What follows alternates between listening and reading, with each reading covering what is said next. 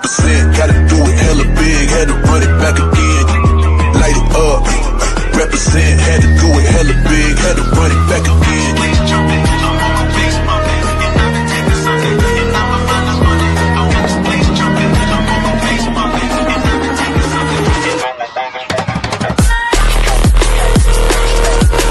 Gotta do it hella big, had to run it back again.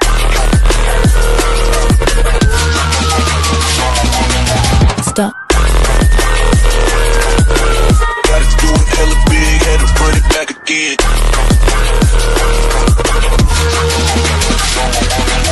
People in the back, get 'em up. One time for the people in the back, get 'em up. One time for the people in the back, get 'em up. One time for the people in the back, in the back, in the back, for the people in the back, back, back, for the people in the back, back, back, for the people in the back, for the people in the back, for the people in the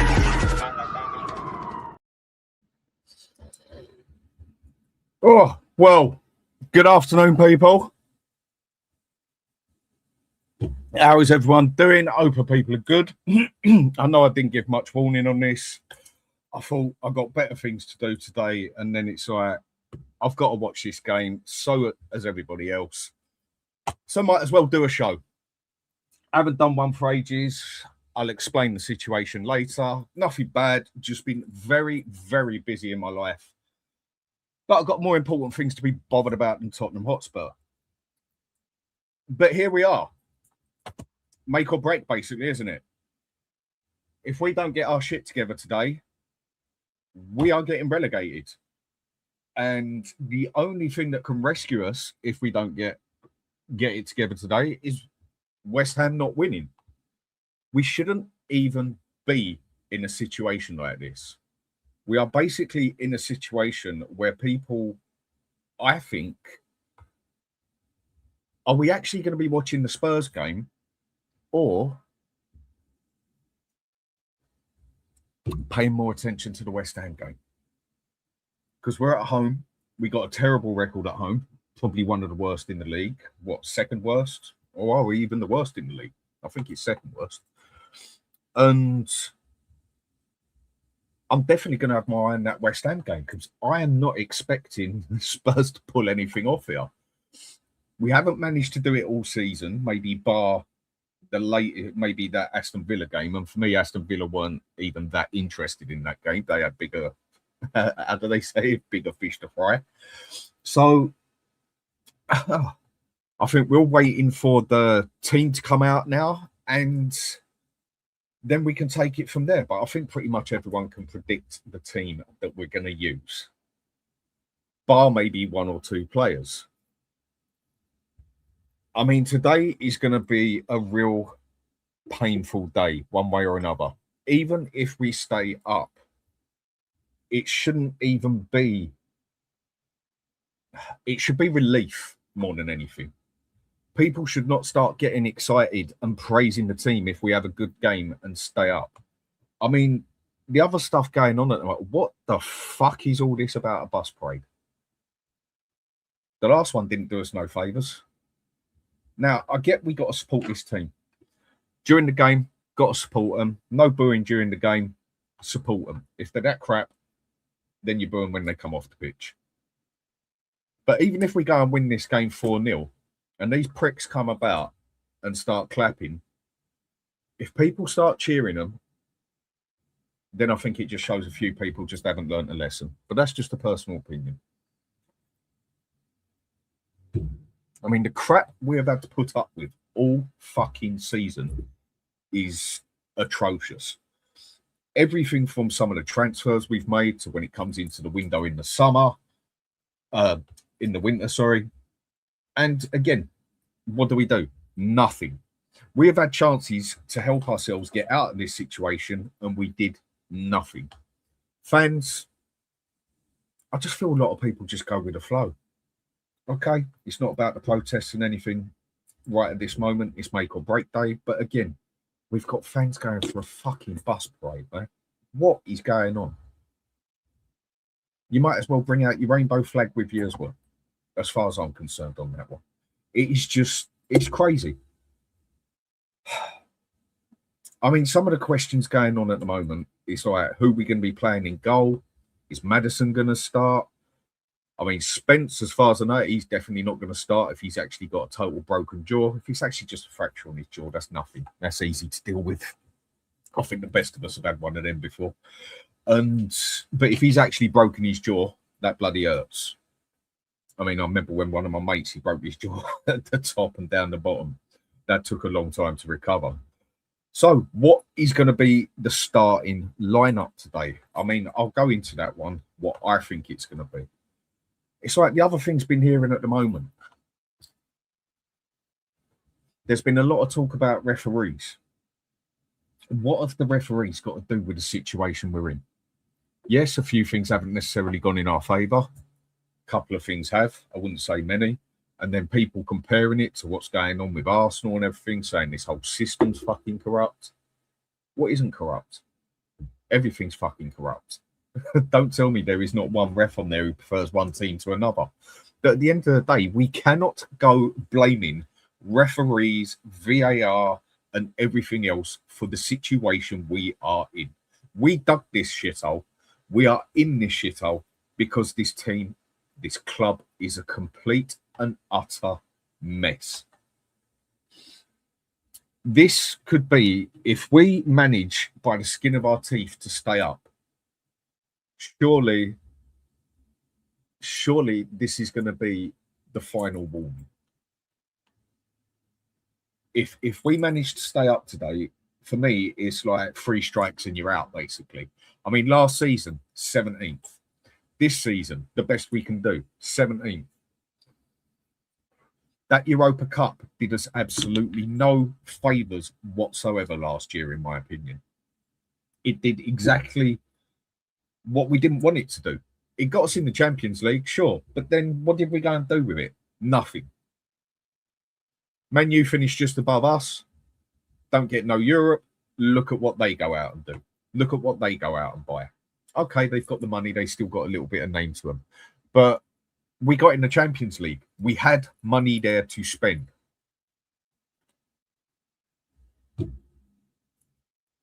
And look where we are again. That Europa Cup did us no favours in the aspect of, I think it turned a lot of fans to a blind eye to the situation. I think it turned a lot of fans of like, yep, it's a one-off shit season. It's not going to happen again. We're in the Champions League. Let's roll on, basically. Now Angie's gone. Not a chance this will ever happen again. Well, there you go. That is where I think that Europa Cup did us absolutely no favours and basically turned a blind eye to the entire situation. It made us think, again, that it was just a one-off situation.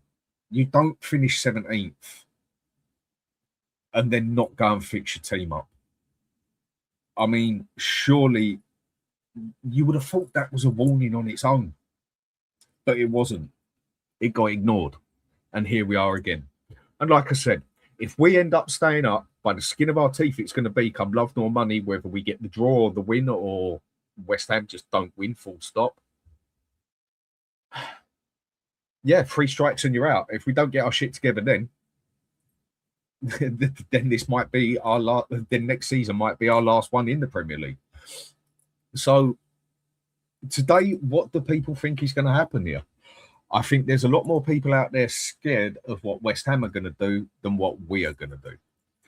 Because again, I think everyone's just repeating themselves over and over again on how terrible we have been, and I don't think there's many people expecting a win today.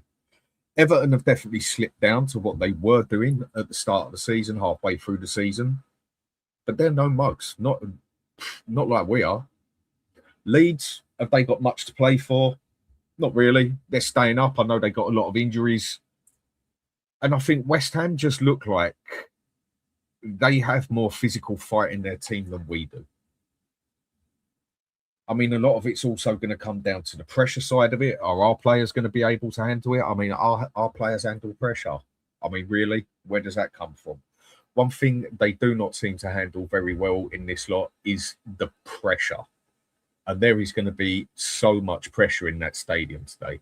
It is going to be if things just don't go right, literally within the first 15 minutes, it is literally going to be a toxic pressure in there where people are going to be sweating hard. So I'm going to say hello to a couple of people, and then, as usual, we'll just get on with it. I mean, the other annoying thing is today, I know I'm going to end up smoking a fag or two because I'm going to bloody need one. And I haven't even been smoking consistently for the past couple of months. Maybe one here or there, and that's always been after or before a Spurs game. So even Spurs are actually making me unhealthy now. I think it's made most of us unhealthy. You end up losing the plot if you end up supporting them too long. All right, Chris, how we doing, fella? Cool, I haven't heard from you for a long time, mate. Fellow I used to go to college with. I've been looking forward to this. Bet you have, you prick. Fucking Arsenal supporter. You know what? Fair play. Fair play. You gave it to City on a plate enough times. They didn't take it. You carried on. You won the league. We can't argue that. You won the league in the end. It's a fair play to you. As long as you don't win that Champions League, mate, fine by me. I mean, what sort of season would that be? Arsenal go and win the league, then they finally get the Champions League, and we go and get relegated. Definitely not a pretty one to look at, is it? And 3-4, how you doing? If we can't at least get a point today, we deserve to go down. Fella, I totally agree with you. I mean, do you know what? Even if we went and got the point today, or even go and get 3 points today, you can say we deserve to get relegated. We do. We have just been that shambolic in every which way. Call it negative, whatever you want. It's realistic that we don't even deserve to be in that Premier League. And then you do look at those players and you just do think, have we even got the quality to be in that league? Have we? Well, definitely make or break, isn't it? Dave, how you doing, mate? Everything's good. It's absolutely humiliating today. Yes, it is. Totally unacceptable that we are in this position. But come on, you Spurs, for one final push of the season. You see what? There is where I'm totally with you, mate. It is absolutely humiliating. Do you know what the thing that really even gets to me a lot? I don't even get my mates call me to take the piss anymore, and haven't done for a couple of months. Some of my mates are at the point where they actually feel sorry for me being a fucking Spurs supporter. That's bad. That is really bad. And yeah, it's the final push. Like I've said a few times, mate, it is make or break. It is totally unacceptable. But I think the other problem we've had at Spurs, again, with a lot of people, is I think this is where a few people play ignorance is bliss and sort of think we're too big to go down. You're never too big to go down. Not in any sport, not in any system, not in any job. You are not too big to go down. No one is too big to go down. That's been proved over years. Nothing is too big to hit the floor. And we are definitely one of them that is not too big to go down. It shows. 2 years on the trot. The only reason we didn't even come close to really going down last season is because the other 3 teams below us were that poor. Lisa, how we doing? Hope everything's good for you. Afternoon, Dan and chat. Squeaky bum time. Yeah, the old Alex Ferguson saying, isn't it? Squeaky bum time, I think, is a nice way to put it. And it is. I mean, can anybody tell me they are honestly looking forward to this game at 4 o'clock? Can anybody actually honestly tell me that they are actually looking forward to this game at 4 o'clock today? And are they actually going to be paying attention to the Spurs game or the West Ham game? I mean, I think I might have them on at the same time. I'll have the West Ham one on my phone, be watching the Spurs game in the front room, and I'm definitely going to need more than one bloody beer for that one. I mean, the fact that I can't even smoke a fag in my own place anymore, when I do and I have to go outside, is going to be annoying as well. Yeah. So we take it from there. And Aussie Ange, big up, mate. How you doing? Afternoon, Sir Dan. I wouldn't go Sir, but yeah, afternoon to you too, mate. And no Trob, what you saying there, if I've said your name even right. United are good because of Carrick, not because of the players, in my opinion. No, I've got to totally disagree with that one, mate. You need both. If you've got the right manager, that can get the right team playing in the right formation, playing in sync, get every player to do what they're best at. Again, you can make a pretty average team look good. I'll go that far, yeah? Carrick has done a brilliant job at Man U. You can't argue that. But the players have also got their shit together. I mean, where are they now? Third, fourth in the league? That's not just the manager. I think the manager had a big part to do with it, but the players got their shit together. One thing our players didn't. They're on what? Their third manager.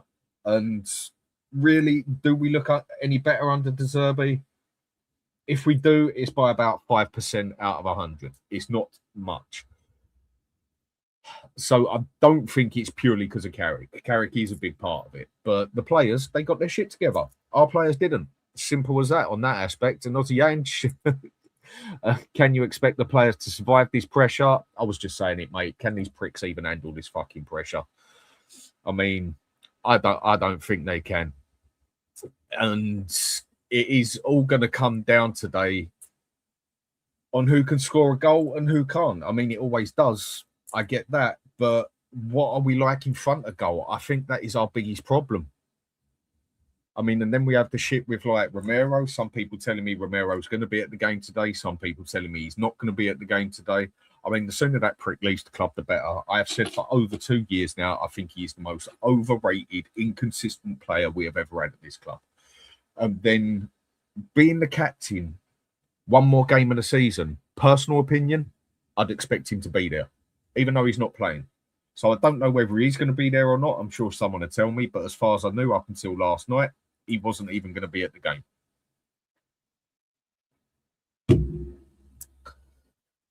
Yeah, but can we survive the pressure?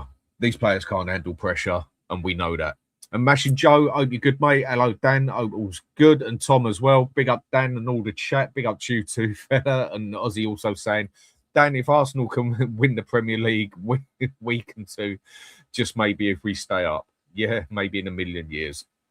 Mashing Joe, Everton handed Arsenal the title, and now they're involved in today's shenanigans again. Yeah, I mean, even there's that rumor going about that Moyes has said that he wants to help West Ham stay up and Spurs go down. I mean, I think the most comical thing I've heard out of all of it is that absolutely see you next Tuesday of a mayor we got in London. Not meant to say names. Even goes and says officially that it would be better for London if West Ham stay up, because if West Ham go down, then people have to pay the tax money on their fucking stadium. because they don't owe their stadium, and it's basically a council estate. Now, I'm not going to grill a council estate. I've lived on council estates most of my life when I was younger as well, but West Ham council estate, it weighs up, doesn't it? It sort of weighs up together. It adds up. I mean, it is a bit of a pikey ground, to say the least. And Logan, how we doing, fella? Afternoon, Dan. Big up, fella. Let's just hope these bunch of morons turn up today. Let's just hope they do. Again, it's back to the pressure thing. Can we actually even handle the pressure? That is going to be part of it. And what's it, Mashing Joe saying there? Dan, if Spurs go down, Jason Cundy, we give it to Jamie O'Hara. Them two are hilarious. Yeah, that Jamie O'Hara, he's got to be one of the biggest pricks on there. And that Jason Cundy, well, I think the first part of his surname says everything for him. But yeah, that will be a grilling and a half. I mean, if we go down, we ain't even going to be able to show our faces on here without absolutely getting torn a new arsehole. And it'd be nothing that the club doesn't deserve in that aspect. They'll have earned it good and proper. Do we deserve it as the fans? No, we don't. Do some of the fans deserve it? Yeah, they do. Because one thing we do have is a very accepting, sentimental fan base that wants everything to be done the right way, but then still ends up being very sentimental and defensive of some of the crap we've got in that team. I mean, how some of these players are even played in the first team. I get that we've had the injuries, yeah? I mean, this year, it's no excuse, but this year the injuries have been diabolical. I think that's the phrase to use for it. I think the injuries this year have just been fucking shocking. But you can't just put it all on that. Even when we've had the players there, we still haven't performed. But I do think these injuries have just been crazy this year, even down to the fact of Kudus coming back and then within 3-4 days, he's bloody injured again before he even gets to play a game. It definitely hasn't been our luck on the injuries, but I'm not going to put it down to injuries on why we're in this situation. Same as I'm not going to put it down to refs, same as I'm not going to put it down to VAR, everything else. We are purely in this situation because we got ourselves in this situation, because the players got us in the situation, because Thomas Frank started off all right, and then for me, he bottled it. And what I mean by bottled it is he folded into the pressure of the fans. We was doing respectable, and then the fans start moaning about Bentancur and Paulinho in midfield. This is not the Spurs way to play. This is not our Spurs play. We can't play that defensive at home or away, or maybe away, but not so much at home. But we was getting points. And this is where we come back to this plastic bit of Spurs again. That is not the Spurs way to play. Well, what is the Spurs way to play? What is the consistent way we've played for 40 to 50 years now? We haven't. There is no set Spurs way to play, in my opinion. We have not played consistently a certain way for more than 5 years in the past 40, 50 years. And that was with Poch. When have we been more than consistent with that? And then we go to a defensive, and then we go counter-attack, and then we go to an attacking manager, and then we go back to a defensive, and then we go back to a counter-attack, then we go back to an attacking manager. It is all over the place. This whole club is fucked in every which way. And this is going to be our final chance to basically save it, and then we have just got to hope on next season. I mean, we've got to hope some of that ball get chucked out as well. I mean, Lange, you can understand why he's not Aston Villa, and then look at how Aston Villa are doing. Significantly better now. And Joe, we're saying afternoon down in chat, relegated or not, we need to complete clear out from top to bottom. 100% agree, mate. So many people need to leave or be sacked. It isn't a wake-up call, then I don't know what is. Exactly. Literally, I mean, if you want to even look at that, out of that first 11, we need at least 6, 7 new players. I think we definitely need a winger on the left. We definitely need a striker. We definitely need a number 10 to cover that place or to even take that place. Because Maddison, is he ever going to be fit again to play 20, 30 games in a season? I don't think so. Do I think he's good enough to keep as a club player? Yes, I do. I think he's the most skillful player we've got. Simmons, has he shown anything that he can handle the Premier League? For me, no, not really, bar a moment or two. I think he's looked best in Europe when he's played, when he's had more time on the ball. We definitely need to get a centre midfielder. We definitely need to get 2 centre-backs. Hopefully Romero's going to go. And we definitely need to get another right-back, I would definitely say. Do we need another left-back? Maybe. And I think we definitely need another keeper, because Vicario, for me, he's got to go. And as far as I know, he's off to Inter Milan from what I read. I mean, we're even at this point now where people are saying Kinksky is our number 1 keeper now. Yeah, for today, maybe in the past few games. But people even talking about keeping him as number 1 for next season. This is how simple we are at Spurs. We get a goalkeeper in, and fair play to Kinksky for what he's pulled off in that aspect. I mean, after how he fucked up in that Champions League game, to be able to then have the mentality to come back and play how he's played, he deserves the credit. Fair play to him. But then people already saying he's good enough to be our number 1 keeper. Seriously? A keeper is another thing we want. A strong, modern, up-to-date, experienced goalkeeper is another thing we need. So that's at least 7 players we need in the first team, let alone what we need in the club as well. That whole thing needs a rebuilding. New scouting system, coaching system, everything. Top to bottom, this club needs a clear out. And you're right on what you're saying, mate. So many people need to leave or be sacked. It is true. If this don't wake us up, last one didn't. If this one don't, then we deserve where we go. And also, I just, mate, it's the easy way to read it. Tottenham in the Championship is the new adventure. It can quite easily end up that way, mate. And also, Stefan, how you doing, mate? Haven't looked forward to this game in any meaningful manner, basically, for most of the season. Totally agree. And Ledley's knees. fucking what a name. Even with his knees, I think he'd have done better than most of what we've got at the moment. London is chaos, football shirts everywhere. I can totally understand that. Like, fuck, was I going up London today? No, thank you. And I don't quite get on with the heat too well. I mean, take me to another country. Take me back to Ibiza, Malia, Zante, somewhere like that. Just over to Portugal, Greece. I can handle the heat there, fine. Yeah, I get a bit burnt, a bit too white for my own good, basically. Like, you can blatantly see it. But I can handle the heat there. You've got a nice air there because you're close to the sea. Where I live, southeast London and that, it feels like in this weather you can hardly fucking breathe. It feels like you've got a car sitting on your chest half the time. Can't stand the hot weather on this side of London. Over and abroad, though, I mean, after this, I think every Spurs supporter, I think we all deserve a holiday, don't we? I mean, the fact that if we stay up, would it be worth going to Ibiza to celebrate staying up? Because not many of us were expecting us to do it. If we do it, and then Luan, big up Dan. Hope you are well. I'm well. Like I say, been very busy with things. Give me another half hour. I'll explain what's going on. Not much to explain, but I'll say what's going on. Hope you're good as well. And Ledley's knees again. Go Leeds. Yep, definitely. The Animal. Miss your live shows, Danny. Lovely to see you. Good to see you too, mate.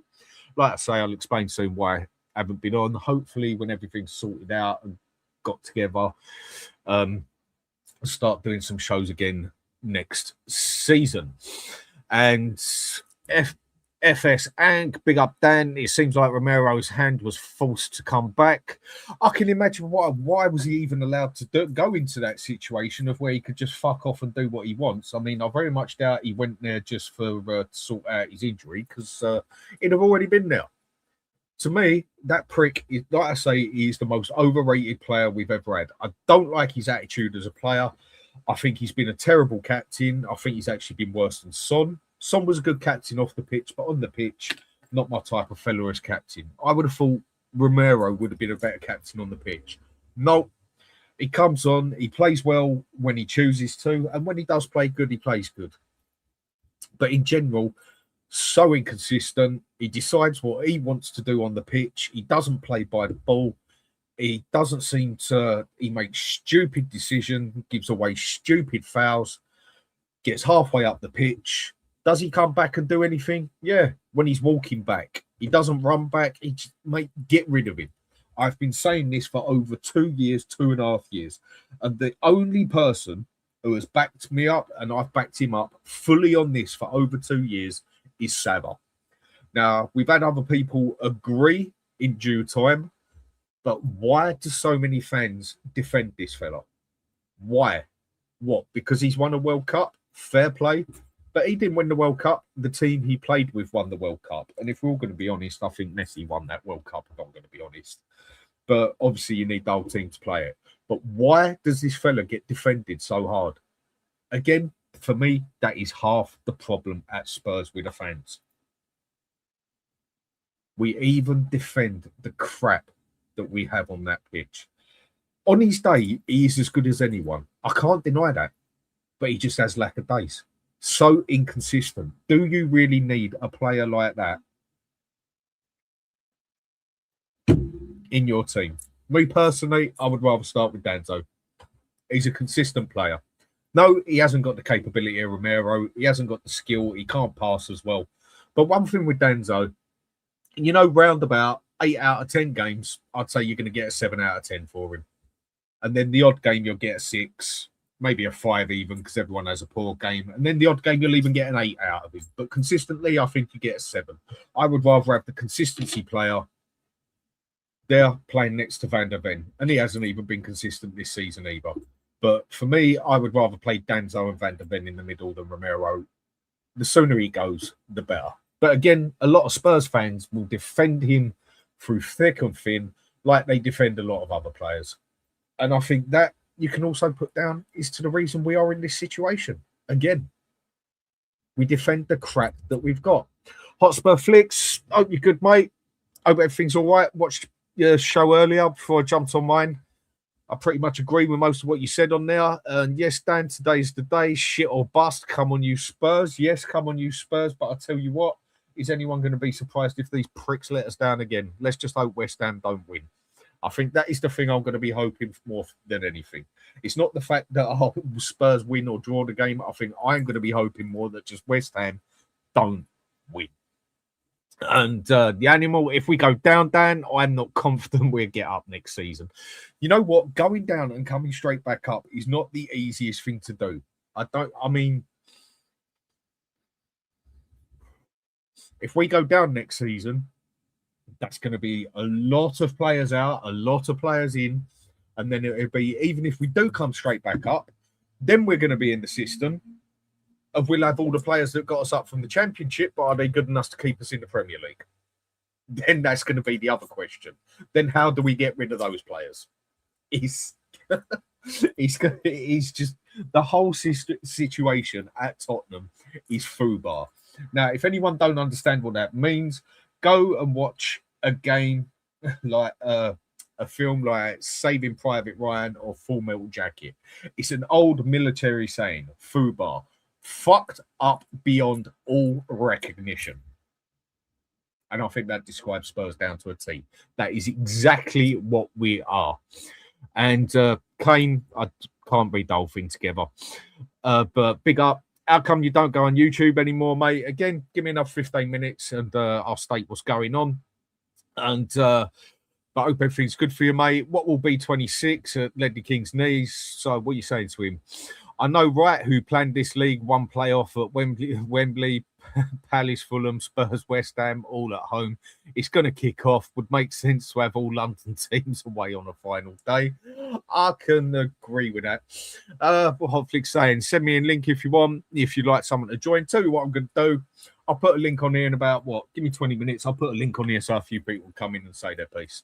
So, yeah, give me 15 minutes, mate. Just going to say hello to a few other people and then just go through what I want to go through.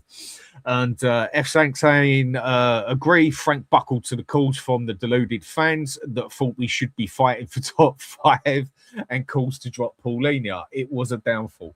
Now, hasn't Bentancur proved the point as far as I'm concerned?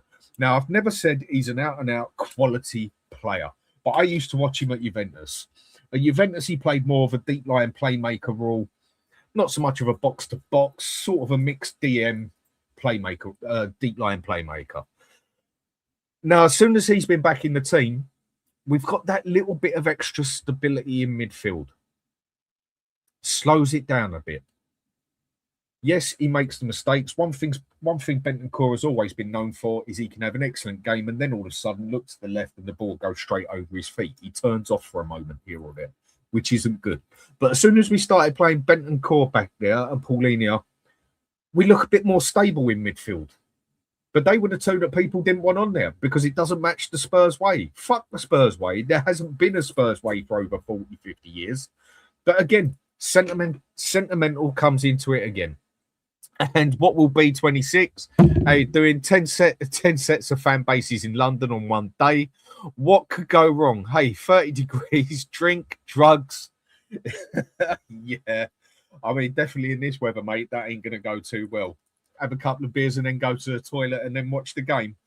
And then this weather, no, that's going to fuck you right up, mate. That ain't going to do your brain no good.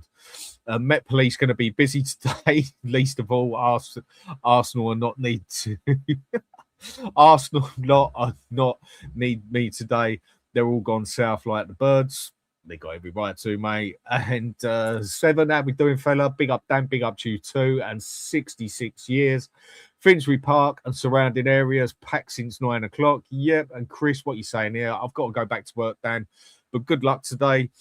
Hope you're good and your family are well. And most importantly, up the hammers. Again, Chris, cheers, mate. Appreciated. And you've wished us best luck today, but you've also said that up the hammers.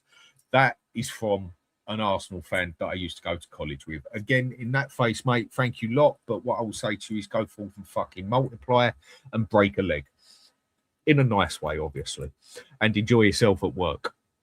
On a Sunday and in this weather. Ouch. And silent violence forever. Big up, Dan and the host. The chat, respect from Trinidad and Tobago. Well subbed up. That's a long fuck call. I'm complaining about the heat there. Heat here. Fuck knows what that must be like over in your yard. I mean, with that, I'm going to have to go get another beer in a minute. And Rodney saying, big up to all the Coys, Lange out and Enoch out. Final out the lot. Yep, totally agree. And Tony, how we doing, fella? Big up down in the chat. Right. Couple of things I want to get to on here, yeah? A couple of points I want to basically go through on here. The season itself has just been diabolical in every way. And we know this, yeah? I'm already reading that Kingsley has got an injury, or he's going to have, or he's good enough to play for the last game. And it's going to be that he's going to have his operation after the game. But then I'm also hearing Vicario's ready to play again as well.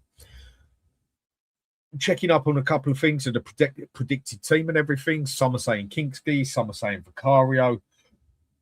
Oh, pardon me. That's the beers for you. I mean, for me, I think Kingsley's got to stay in goal. I think he's done a respectful job. I think he's got to stay in goal for the last game.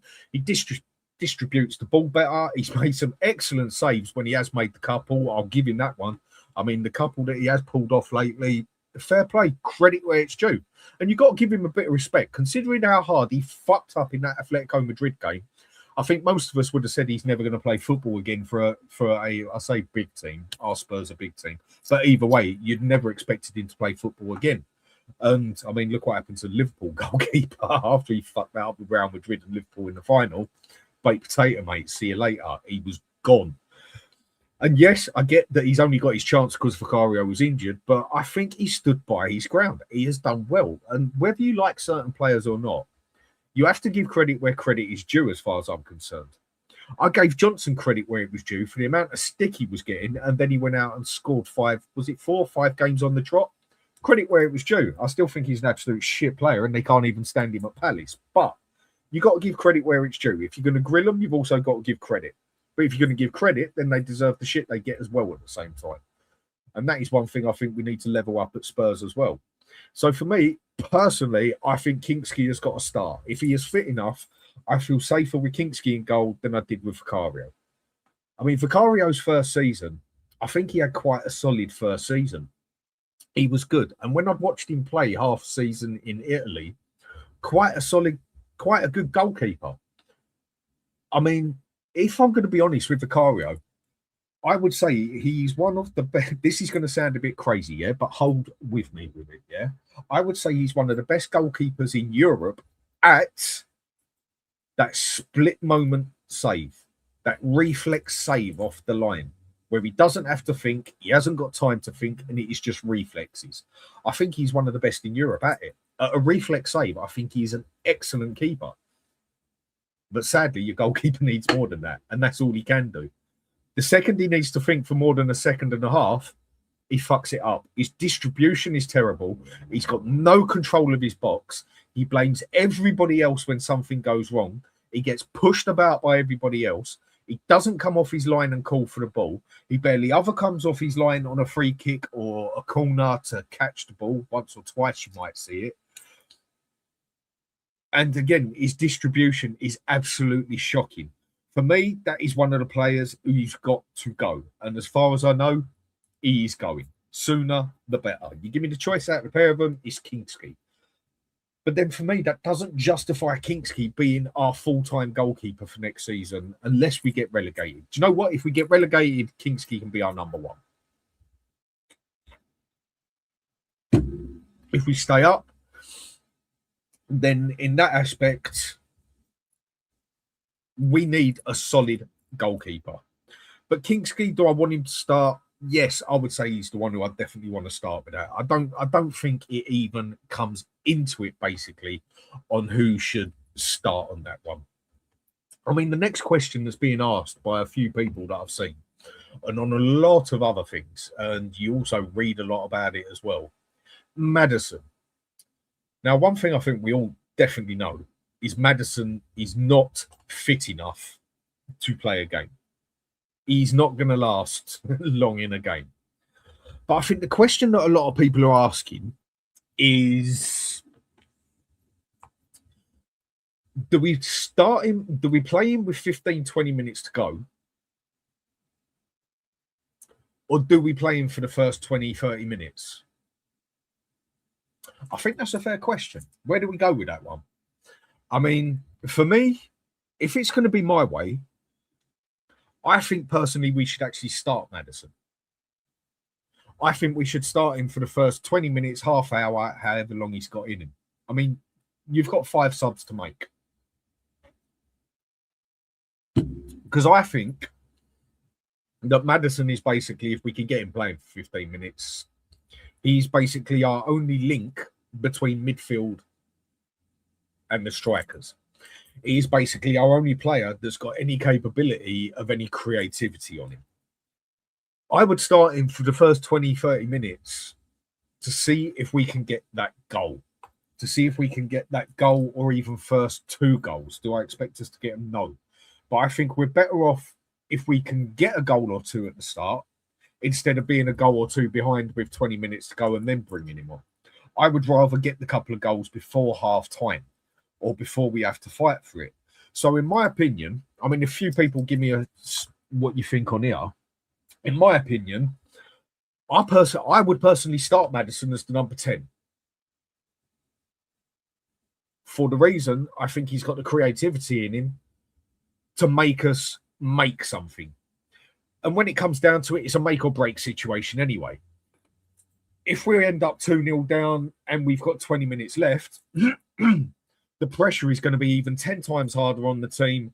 Maddison's going to come on. They're going to have shut up shop, basically. And we're pretty much fucked. So for me, I say starting in that aspect. That is what I would do. Then the other questions going on is people are saying Solanke is fit.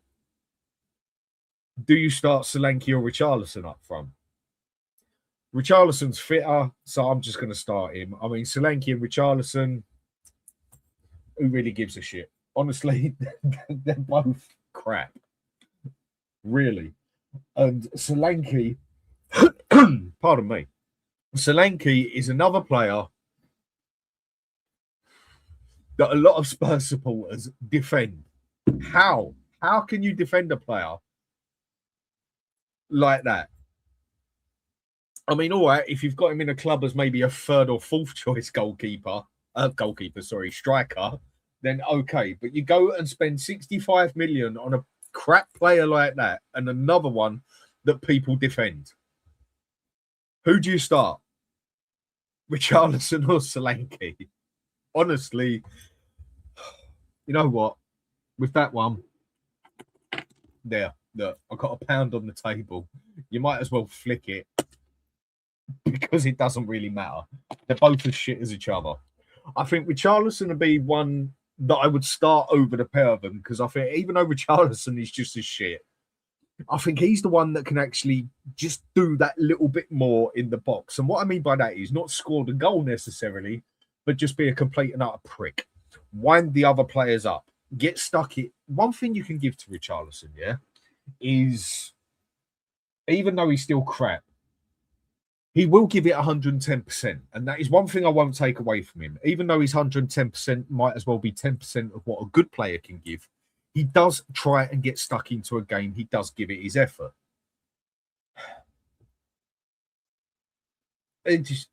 Honestly, I don't know where to go with that one. It's flick a coin, but personally, I start Richie on that one.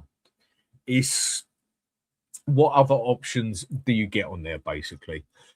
Whether you start when your team is at a problem that you're in relegation fight and you have a choice of starting Solanke and Richarlison up front, where do you go from there, basically? And Lynn, afternoon, after you two, go for a couple of others on here quickly, and then I'm going to put a link on here. Anyone wants to come on and say their piece about what we got coming, feel free, because I've still got about another hour on me before I have to get myself ready for that game.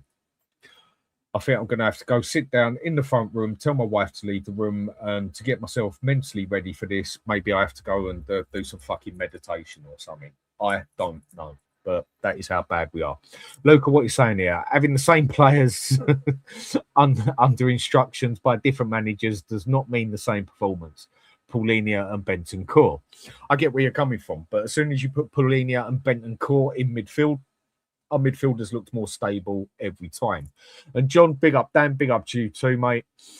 And also going on to here, Lynn, what you're saying, I don't want to see Spurs go down. However, it will be down to the players. You need to play for the badge and this afternoon. Yeah, agree. And John, agree, Dan Kingsley deserves his place. Yes, he does at the moment. I'd like to see Maddison start, go all out. That is what I'm basically saying. Go.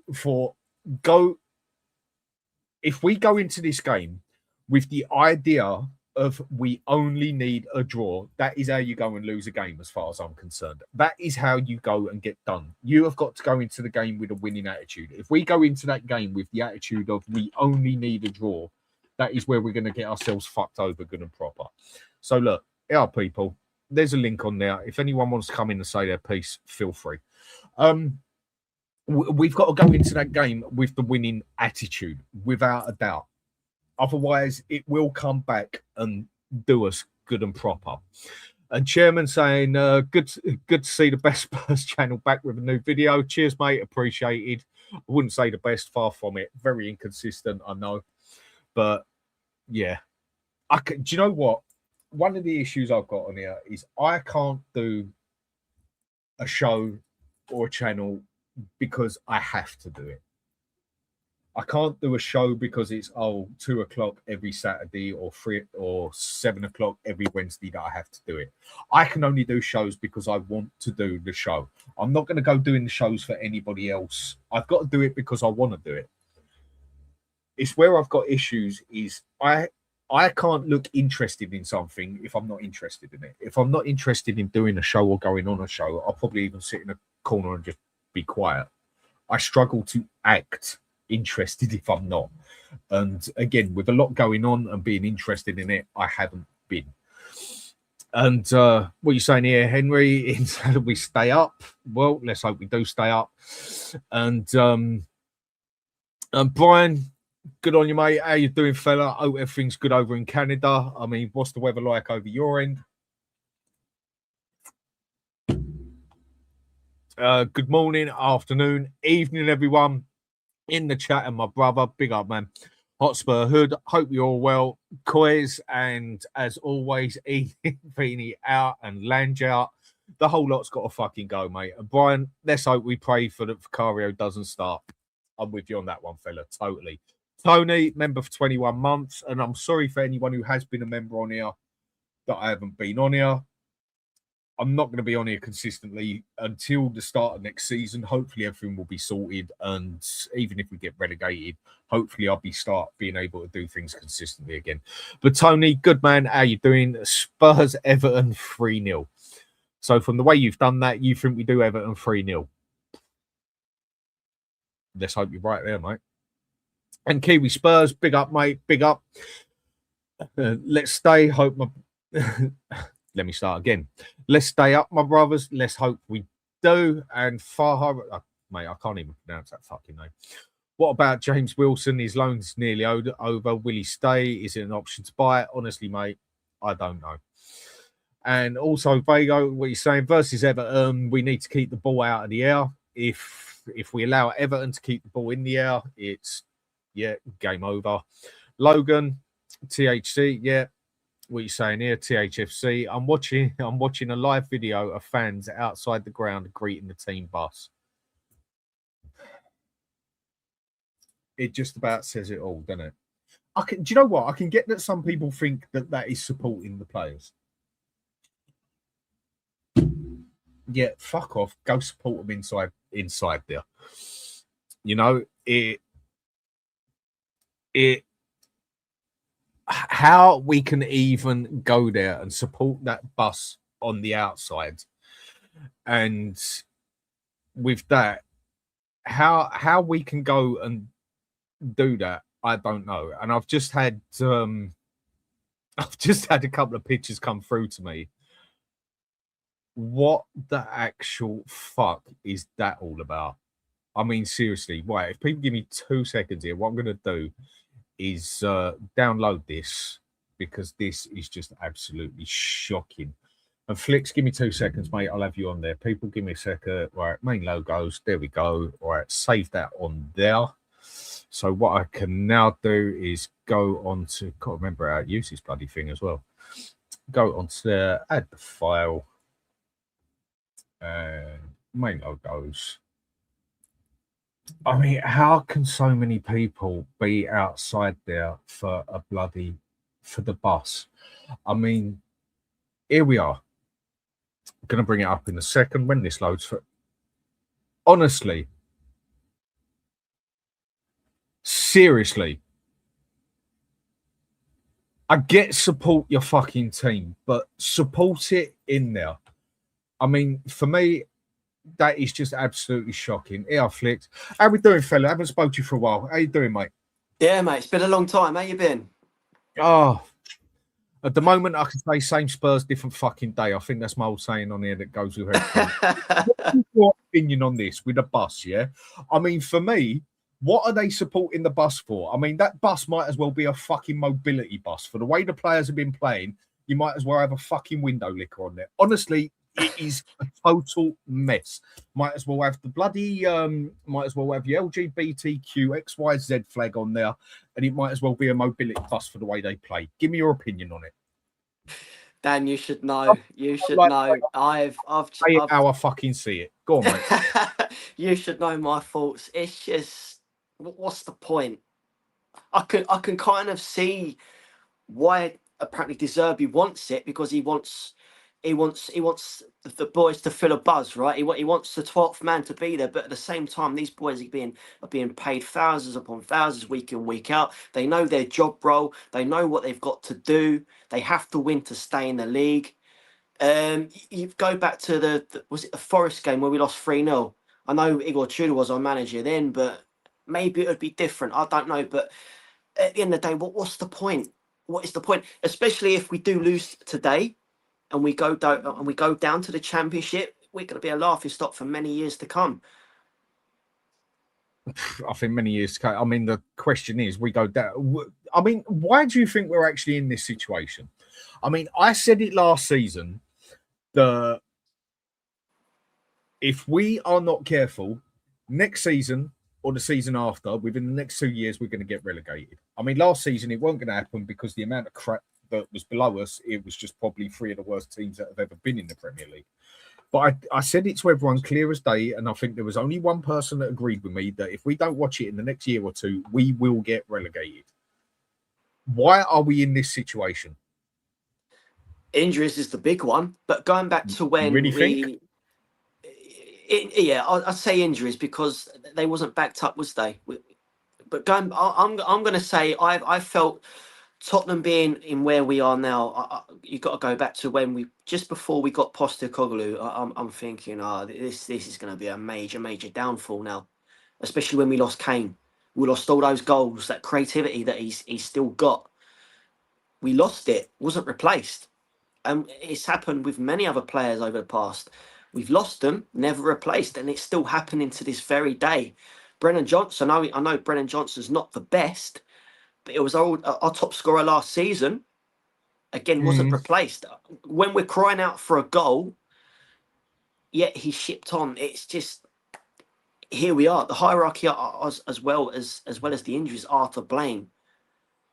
You know, like you said before, winning that Europa League papered over the cracks. It got everyone forgetting where we finished last season. 22 league defeats. Yeah, the bottom 3 that did go down were a lot worse off. There was a much bigger points difference. Nothing, compared to how it is now, it's a lot different, right? But you would have thought the hierarchy would have seen it and gone, oh, we won the Europa League.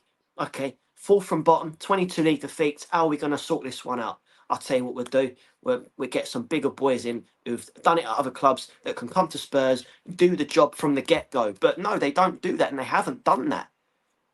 Didn't do it in the summer. Go back to January. Who did they get in January? They got some young kid from, was it Hearts, gone straight out to the academy. Yeah, it might be one for the future, but what about now? What about now? We're fighting for our Premier League lives right now. Who was the other kid we got in? Conor Gallagher, who I do rate, but we can still do better. Who were the others we got in January? I think that was it, wasn't it? No, that was it. Gallagher. That was all we went and got. So this is it. This is it. You know, as many of us have said, ambition. There's no ambition there from the board. They simply don't give two fucks. All they care about is the big bucks putting in their back pockets. They don't care about the fans. You know, if we do scrape it today by the skin of our teeth, then I'd like to think this is going to be a wake up call, right? But we've been here before with the hierarchy. We know 9 times out of 10 what will happen. You know what? With this club, I think you've got a bunch of monkeys in a fucking tree of like swinging about. Have got more coordination, more organisation than the fucking owners of this club. We are that fucking bad. Alex, main man, how we doing, fella? I'm good. I'm good. I don't know why I feel. Well, I know why I feel like this. I just can't be asked. I'm more less interested in what's going on right now than I am. Alex, 1 sec. Do us a favour. Keep this ticking for 1 minute, mate. I need to go and grab another drink. Keep going. Oh, okay, cool. It's just big up Flicks, by the way. I'm less interested to see what's going on right now than me having cabbage. No, I actually like cabbage. I like cabbage. Yeah, my you know, things that I don't like to eat. You know what I mean? Honestly, I don't know what else to say. Actually, maybe Love Island. That's it. Yeah, I'm less interested in watching Love Island. If I'm really honest with you, I don't even know what that bloody program is. So you know what I mean? It's just like I just literally saw I just saw something that was going on at Tottenham right now. There's a parade, and I was just like, I'm just embarrassed. This is embarrassing. Has it started then? It's obviously yeah, kicking it off then. started. Yes. Oh, mate. Mate, I just showed the picture on here. I mean, literally, as soon as I mentioned it, Stell sent me a couple of pictures on there, and oh, so Dan, that one you put up, that's now. That is what is going on right now, Okay. here and now. Bloody hell. Yeah, at the bus parade. Like I said, Right. the mobility bus parade. Look at it. I mean, that's what it might as well be. I mean, for fuck's sake. After these players, you'd think they'd definitely come from a different planet, let alone something else. By the way, it's sold out as well. It's sold out. I can understand that. No, I can understand that. I've got no problem with that as such, yeah?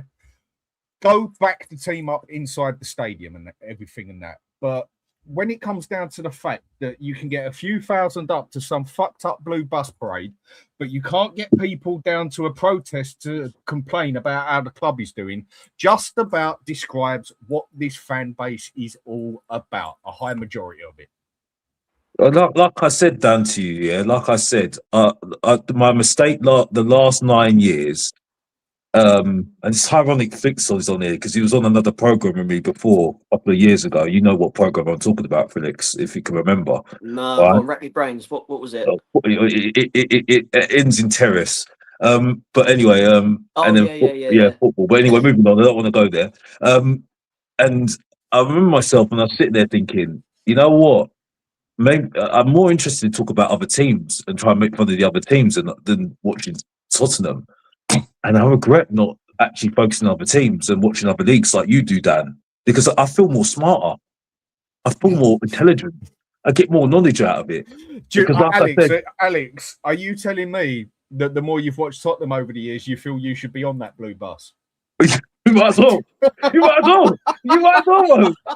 honestly, like, what are you learning? What are you actually learning? Nodding your head at the same time. It's just like, what are you learning? What are you actually learning? It's like, I get where you're coming from. Scrap the arguments about the referees and stuff to make it actually watchable for other fan bases. But at the end of the day, there's not really much to say on it, really, isn't it? You know what I mean? Like the whole thing about, like, people made fun of me because I said that I thought Sissoko was actually a good player in the middle of that season of 2019. Yeah, I think he's better than Archie Gray.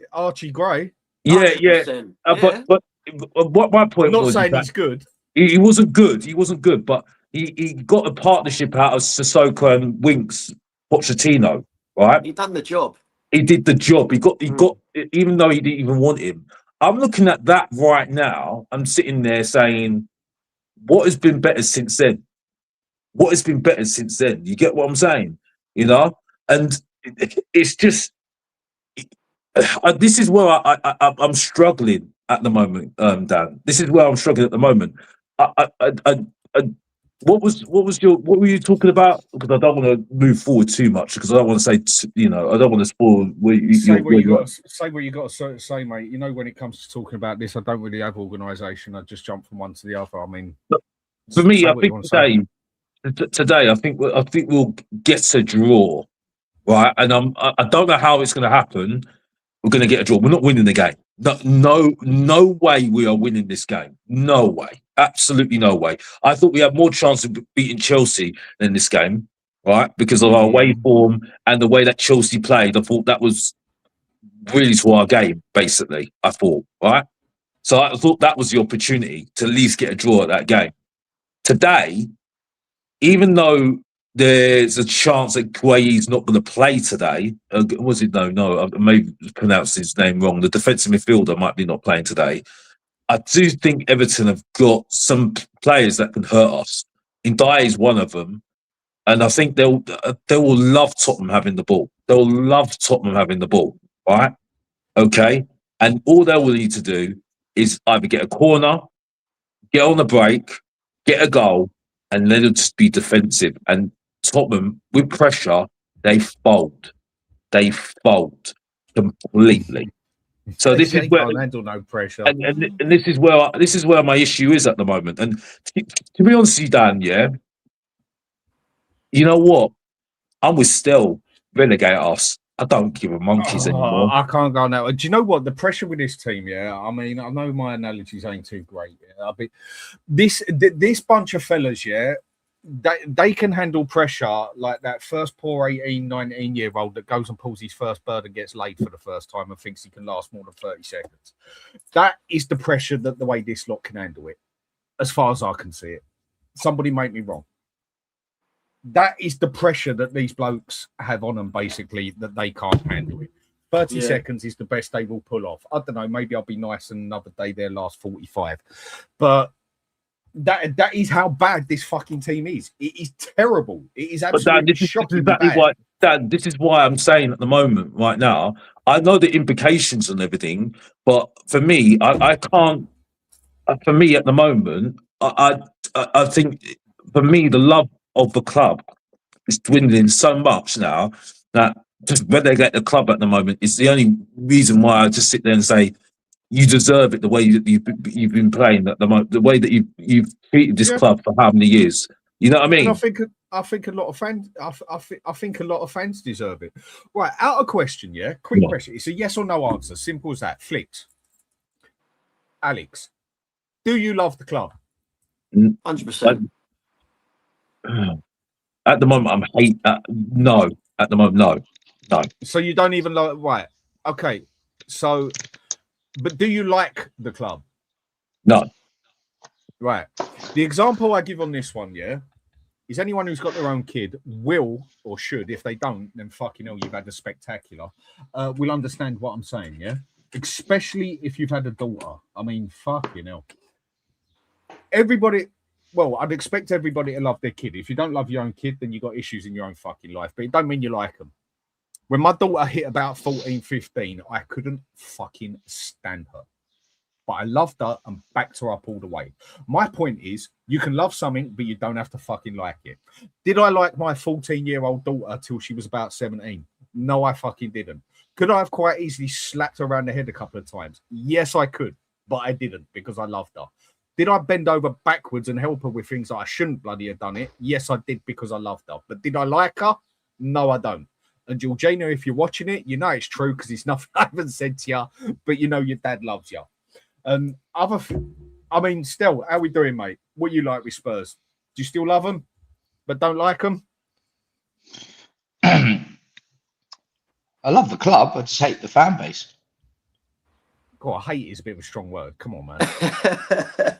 It's that saying, isn't it? It's a bit of a love-hate relationship. No, but I don't use the phrase hate, yeah, because for me, hate No, you're is right. as powerful. Hate Hate is you're as right. powerful as love, yeah. When And I if say you've hate, got I'm a on hate about. for something, if you've got hate for something, that means it's as powerful in your head as someone. No, you you're love. right. You're right. So You're right. You're I right. can't hate. I refuse to I'll let take- anyone or anything have that power in me that they're in my head that it has the same power. When I say hate, I don't mean I want people dead. Yeah, I don't want people wiped off the face of the earth. When I say hate, I mean I couldn't care less what this fan base thinks or does anymore. I mean, today's Sunday. Arsenal will be given the Premier League trophy. They're going to be crowned Kings of England. And they're going to have a massive parade. We're having a bus party on the day we could be getting relegated.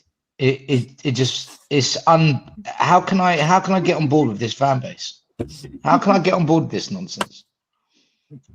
You know, Bollocks, isn't it? It's bollocks. It's like I said, whether people like the phrase or not. In bus parade, I'll still say it again. Still, it might as well be a blue bus parade, mate. That's how I see it. It might as well. I don't know. With this whole happy clappy bus party parade, right? We just got to hope the boys pull it out of the bag, because, like I said earlier, Dan, we're going to be a laughing stock for many years to come, many years to come. But you know, let's hope we do scrape this by the skin of our teeth, because if we do win or whatever, it will be by the skin of our teeth, right? We're playing better football. We are being more progressive with the ball, because he has put an arm around it. Yeah. He has done Zerbi, that, but I think it's just. I just feel I'm struggling. I'm struggling. I'm really struggling. I just don't know. It's the analogy I say is when someone told you to like something, that's where it gets a bit bad. You get what I'm saying? You know, I'll just be happy. Just be happy. Yeah, just be happy for once. And I'm like, yeah, I could do that in life. Yeah, because you've got to be humble in life. You know what I mean? Because you don't know when it's going to end. I don't want to be drama, but that's just reality. But with football in Tottenham, I mean, that is not the sort of thing I can do with Tottenham. I just cannot do that. You know, especially when I'm struggling with the players. That's the thing at the moment, I think. And the fan base as well, because some of them, I agree with Stel. Some of them, because they've been so patronising to me. Some of them, I think you know who I'm talking about, but I'm not going to say his name.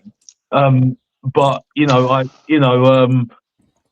just think, I think some of them just deserve it. You know what I mean? I think they just deserve it, honestly. You know, deserve it. Huh? I said deserve it. Deserve it. I was making a joke. Don't worry. Whenever you deserve it. Yeah, sorry. I didn't get it. I didn't know what. I gathered that. Don't worry, mate. Most of the people don't get my jokes either, so don't worry about it. You've been spending too much with Lubo. Anyway, moving on. I'm joking. I like Lubo. He's got a sense of humour, man. Lay off. I'm joking. I'm joking. I was taking the piss, Alex. Don't worry, mate. But go on. Alex. No, you're right. Lubo does have a sense of humour because he thinks Archie Gray's good. He's got a massive sense of humour. He's a good man. He's a good man at heart. I've seen that Tyler Morton, by the way. Tyler Morton from Leon, by the way, right? And then people talk about Archie Gray. Seriously. I think at the moment, that's the last of our issues, right? From what I've seen coming up here at the moment, yeah. And right, from what I've seen here, the starting thing is Kinksky, Porro, Danzo, Van der Ven, Adogi, Basuma, Bentancur, Moane. I mean, what a fucking crock of shit that has been. Gallagher, Tell, and Richarlison. He's dropped Paulinho. It's not a fact. It's just what people are saying is. Mate, if we've dropped Paulinho, just pray. Listen, if we drop Paulinho, we're going down. That's a huge call there, isn't it? If he's dropped Paulinho. Mate, can't at home. obviously play Maddison. At You can't- home. At Palhinha's home. been the heart. He's been the heart of that midfield, isn't he? He can't obviously drop. He can't obviously drop. Mads. He can't play Madison. I am a bit confused about the Paulinho one. I've got to be honest. Mate, all season long, whether it's Tudor, whether it's Frank, whether it's De Zerbi, the best games are when we've had Bentancur and Paulinho in the middle. Why would you? Let's wait and see what the starting lineup is. Let's wait and see. Dan's on a I wind think up. Dan's on a wind up. No, Mawani's had I'm a not. lucky That's what it escape. says. Mawani's had a lucky escape, to be honest with you. I think Mawani. Still, you said about having one striker up front. I totally agree with that, to be honest with you, because at the moment, I just think our best bet at the moment is our midfielders at the moment. You know what I mean? Yeah. And at the moment, I think the strikers at the moment are just. I don't even know why we're wasting our time. I really don't know what we're wasting our time. Boys and girls, we've gone with Mawani, yeah, Solanke and Richarlison, the front three up top. God knows how many times this season. And what have they what have they offered us? Nothing. Absolutely I nothing. mean, So that last like you say, cross- Alex, for me, I know they're all shit because they are. But right now, if you're gonna put someone up top, you put Pigeon Man Richarlison up top, yeah. You drop Conor Mawani because he's absolutely dog shit. You know, he can't take his first man on, a bit like Mathis Tell, that's another one. But if you're gonna drop someone, you drop Mawani and you put Jed Spence there in his place. Yeah. And then you swap Tell with Spence on the other wing, if you get what I mean. So That's where's what I would do. Richarlison? Where's Richarlison playing then on the wing? I'd No. put Richie up top. No, No, Richarlison's sorry. playing up. I mean, if we go with Solanke, Mawani, Richie, if that's a starting three, is he playing Richie on the left? Who would you rather play on either of the wings? Tell, or Mawani? Porro and Spence. Yeah. Well, Spence is out. What anyway Flick with what broken jaw, Flick isn't said? What Flick said? I'll go with what I agree with what Flick said, to be honest with you. I mean, I've said for a while, I think Porro would be our best option playing on the right hand side because he can actually cross the ball. But is this really the time to take the risk? Yes. No, I don't It's know. not a Porro, risk. Do you mean with Porro? Yeah, I mean, I've said for over a year that No, Porro should be hold starting on. on the far right. Dan, why is it a risk? It's a risk carrying on with these donkeys up front. That's the risk, carrying on with these idiots. What is it? What do you mean? You know, people say, "Oh, it's a risk changing it now," but we've stuck with these idiots all season. It doesn't work. They're crap. They're shit. You are right there. I mean, I've said for a while, give Porro a go on the wing and that because he is about our only one who can cross it. But I mean, that player cannot defend come love nor fucking money. No. And again, I've said that for over 2 years, and then people go and tell me, yeah, but he's got better at defending. Okay, I'll give you that. He's got better at defending. He's not fucking shit. He's just shit. So in that aspect, that still isn't good enough. But for some people, it is, and people will justify it. Where we go back to what I said at the very start of my show, Spurs supporters a lot will justify the crap that we've got at this club, which is part of the problem as far as I'm concerned. That's why I'm saying you lose brain cells right now being a Tottenham fan right now because you think that this is a great team at the moment. I watched shows where they're complaining about Salah and look how Salah's been this over the decade. You know what I mean? They're complaining about Salah. They're complaining about Neves. They're complaining about players like, you know what I mean? Man United were complaining about what they had. Ugarte and all these players. You know what I mean?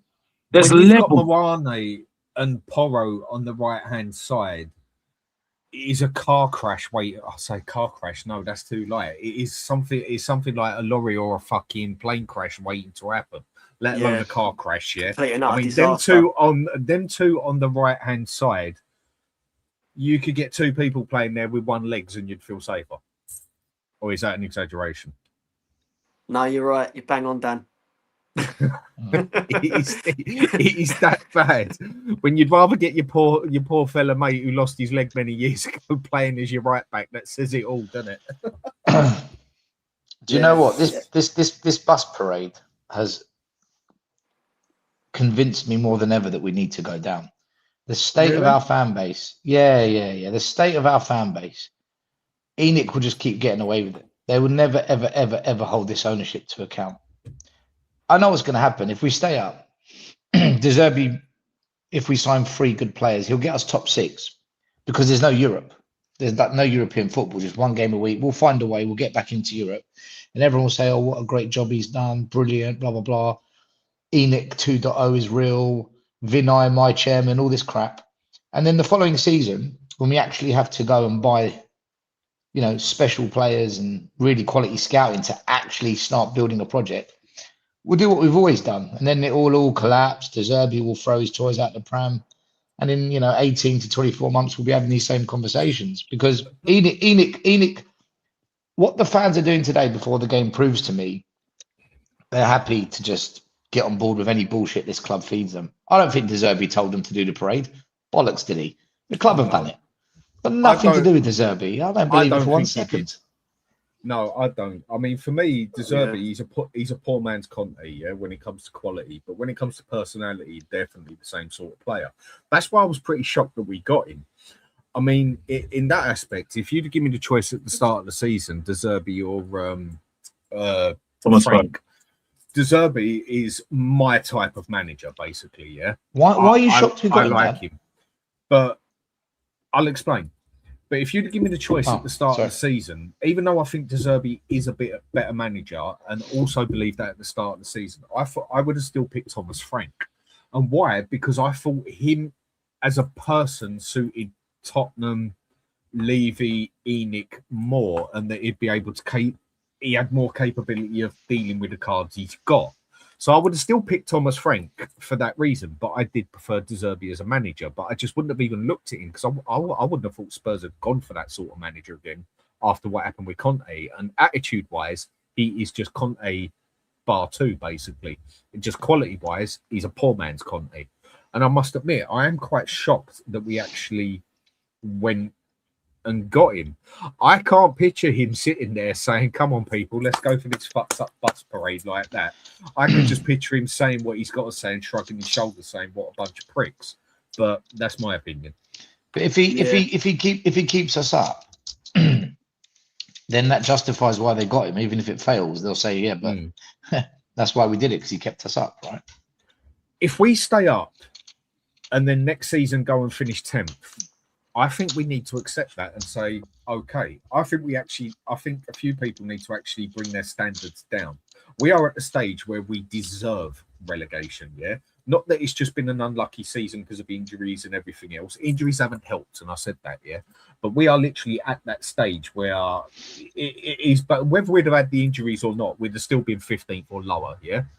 And I think that we need to take a whole step back as a club, a whole new rebuild as a club.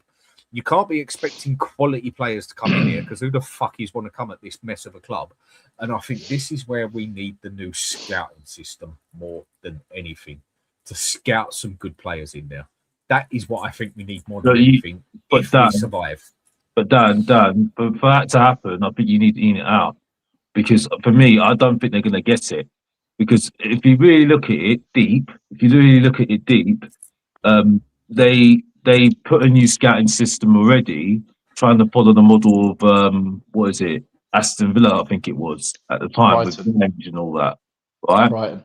And Brighton and stuff, and they tried to follow everything else. They tried to follow different models, right? But ultimately, they're only going to do it on the cheap or try and find a way of trying to get around it somehow. You know what I mean? And it's even worse now because I'm not saying that Daniel Levy was be all and end all, but because Daniel Levy knew the more of the finances and stuff, they're not that savvy. They ain't got the contacts. They really haven't.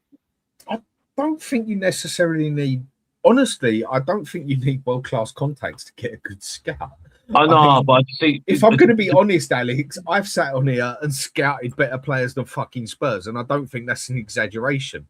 When we went and got Archie Gray and Bergville and that, yeah, I went through a whole show with Sava that we've gone on and on and on about. That we scouted about 6 players that were more than capable of Spurs getting on money and capability and everything else and that. And the fact we was coming into that Champions League as well with other things, I don't think the scouting was that hard in that aspect. But what we need now, if we stay up, is basically a scouting system that can get players in for the size of our club now, because we are not a big club on the football side anymore. Yeah, we're a relegation fighting club on the side. Yeah, we might have a bit of money. Yeah, we've got a fan base and everything else. Our fans ain't top six then. Our fans ain't a top 6 fan base. They're not.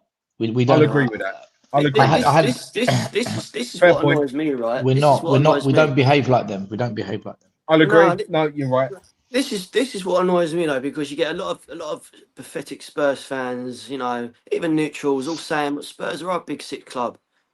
We're not. History-wise, yeah, we are big, but are we? Yeah, history-wise, we are. But other we've than won. that, We've won the league twice, for God's sake. That is not a big club. No, we've got lot of history, a lot of history. But other than that, there's nothing there. I mean, if you go by that, you might as well say Everton are bigger than us. They've won the league. Everton, Aston Villa, and Tottenham, I would put in the same category. I'd put them in the same bucket. I could go with it. I could go with that. When I say a big club, we've got big in everything from the amount of fans we got, the amount of money we got. On the business side, we are massive. We're up there with the elite clubs on the business side. On the football side, we've won the league as many times as Derby. Can I be honest though? Can I be honest with you, Dan? Even though that may be a factor that we got enough money and stuff, I don't really give monkeys about that money anymore. For me, it don't benefit me. Like the only thing that benefits me is what I see. You know what I mean? And like the enjoyment of what I watch from my club and stuff like that. I mean, I'll be happy to be at Aston Villa right now. Not that much money and struggling at the moment, but at least I've still got quality in Morgan Rogers. You know. What is it? McGinn, Tillemans. You know what I mean? I'd rather see that the way that they played in that Europa League final, right? Absolutely tear that team to shreds and win get into Champions League. And you're having the issue of, oh yeah, you might have to sell a few players, but you need to get somebody in and try to, wheel and deal and stuff, rather than have all the money in the world and not doing nothing with it. And all I'm hearing is that you're a rich club. It's like me having something aside for me, but I can't touch it, right? Because that person, the gatekeeper's keeping that away from me. You know what I mean? So I don't feel rich because I can't even touch that money. You get what I'm saying?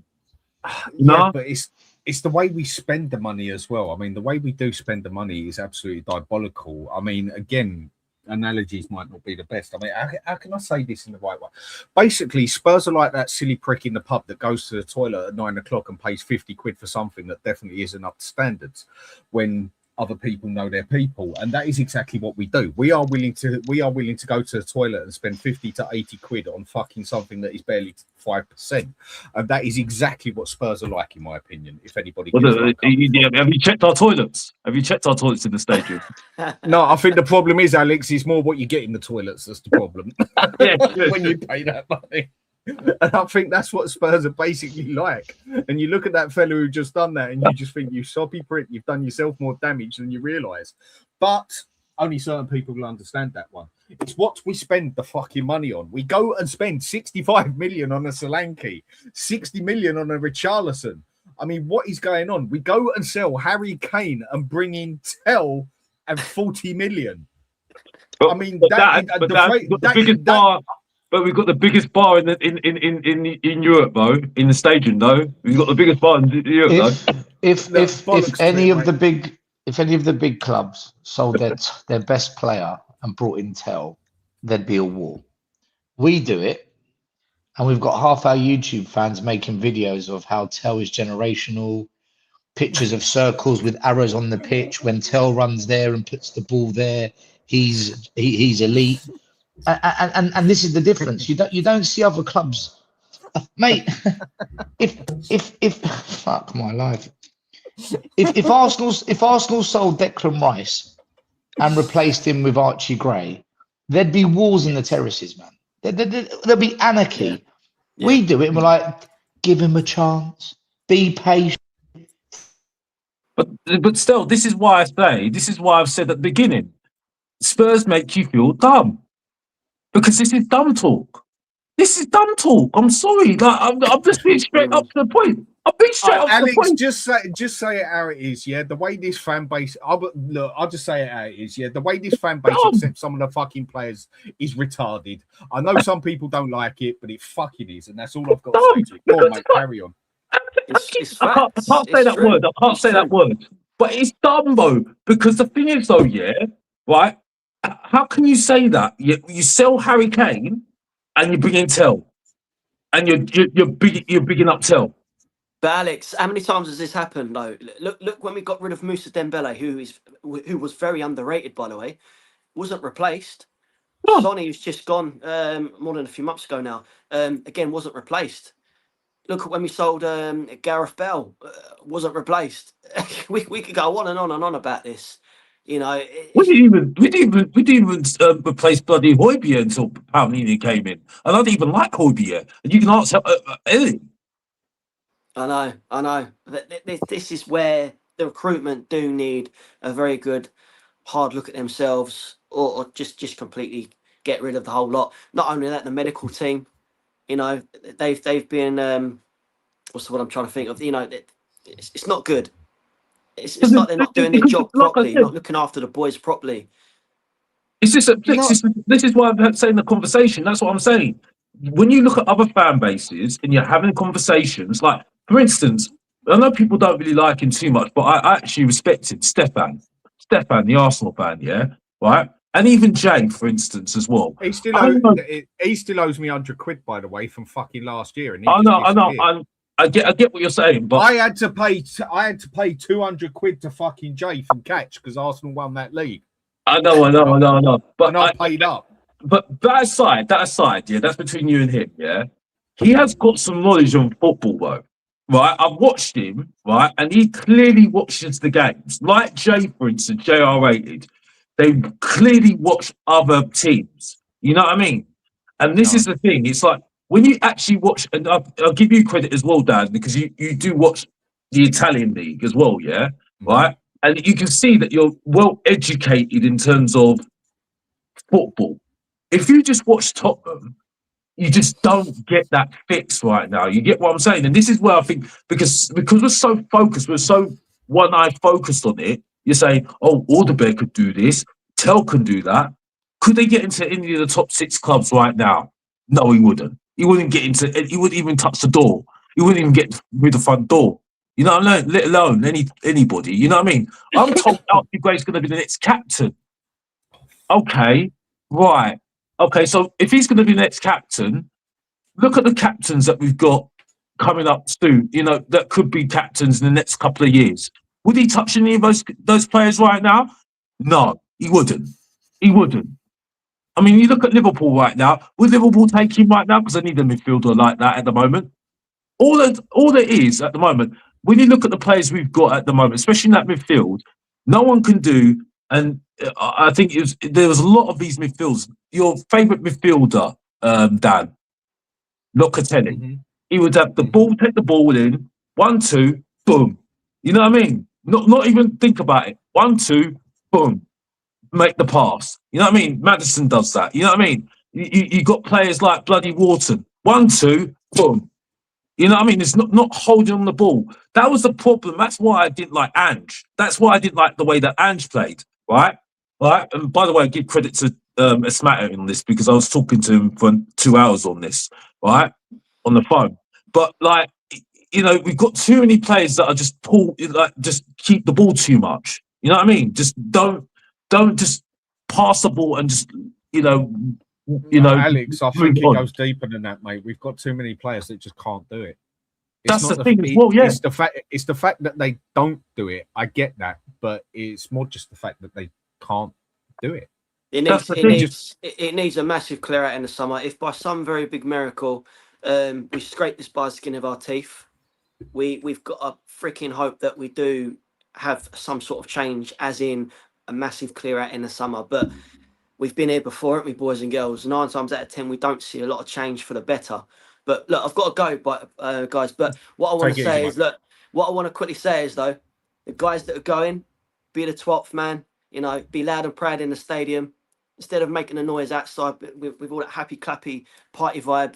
That's not for me. That noise should be in the stadium. Be loud and And you proud know in what's there. going to happen, Flicks, don't you? If we don't fucking win and get relegated, most of them might as well get on the fucking bus, innit? Yeah. Not only that, it'd be 2-for-1 drinks. You know what I mean? Party vibes, celebrating that we stayed in the league when we shouldn't even celebrate whatsoever. Even if we do stay in the league, there should be no celebration whatsoever because it's been an absolute shambolic of a season, and they should all be ashamed of themselves. But you know, Enicat as well. That should be chanted. Obviously not during the game, but you know, once full-time whistle's blown, literally chant Enicat, because until they go, then that we won't see they won't do it. I know they won't, won't but do it. that's what we need. That is what we need. But how many times have we discussed this? It won't happen, but it has to happen. It has to. Right. Let me check in something. I'm hearing that the team is out. So I Is think it? the best one to Okay. go. Right, let me have a look on Sky Sports quickly. That's probably the most logical one to have a look at. Spurs v Everton, team news ahead. It hasn't come up on the Sky Sports one yet. So if someone can tell. Right, Spurs team news. Here we go. Kingsley, Danzo. Do you know what? Whatever prick put this up on Sky Sports on how to sort of team out now needs a slap in the face, yeah? Why can't you just put the players in their position and then you know, who cares about the number? But the way they've sorted this out now is totally back to front. It's totally Tottenham. But either way, the ones on the pitch.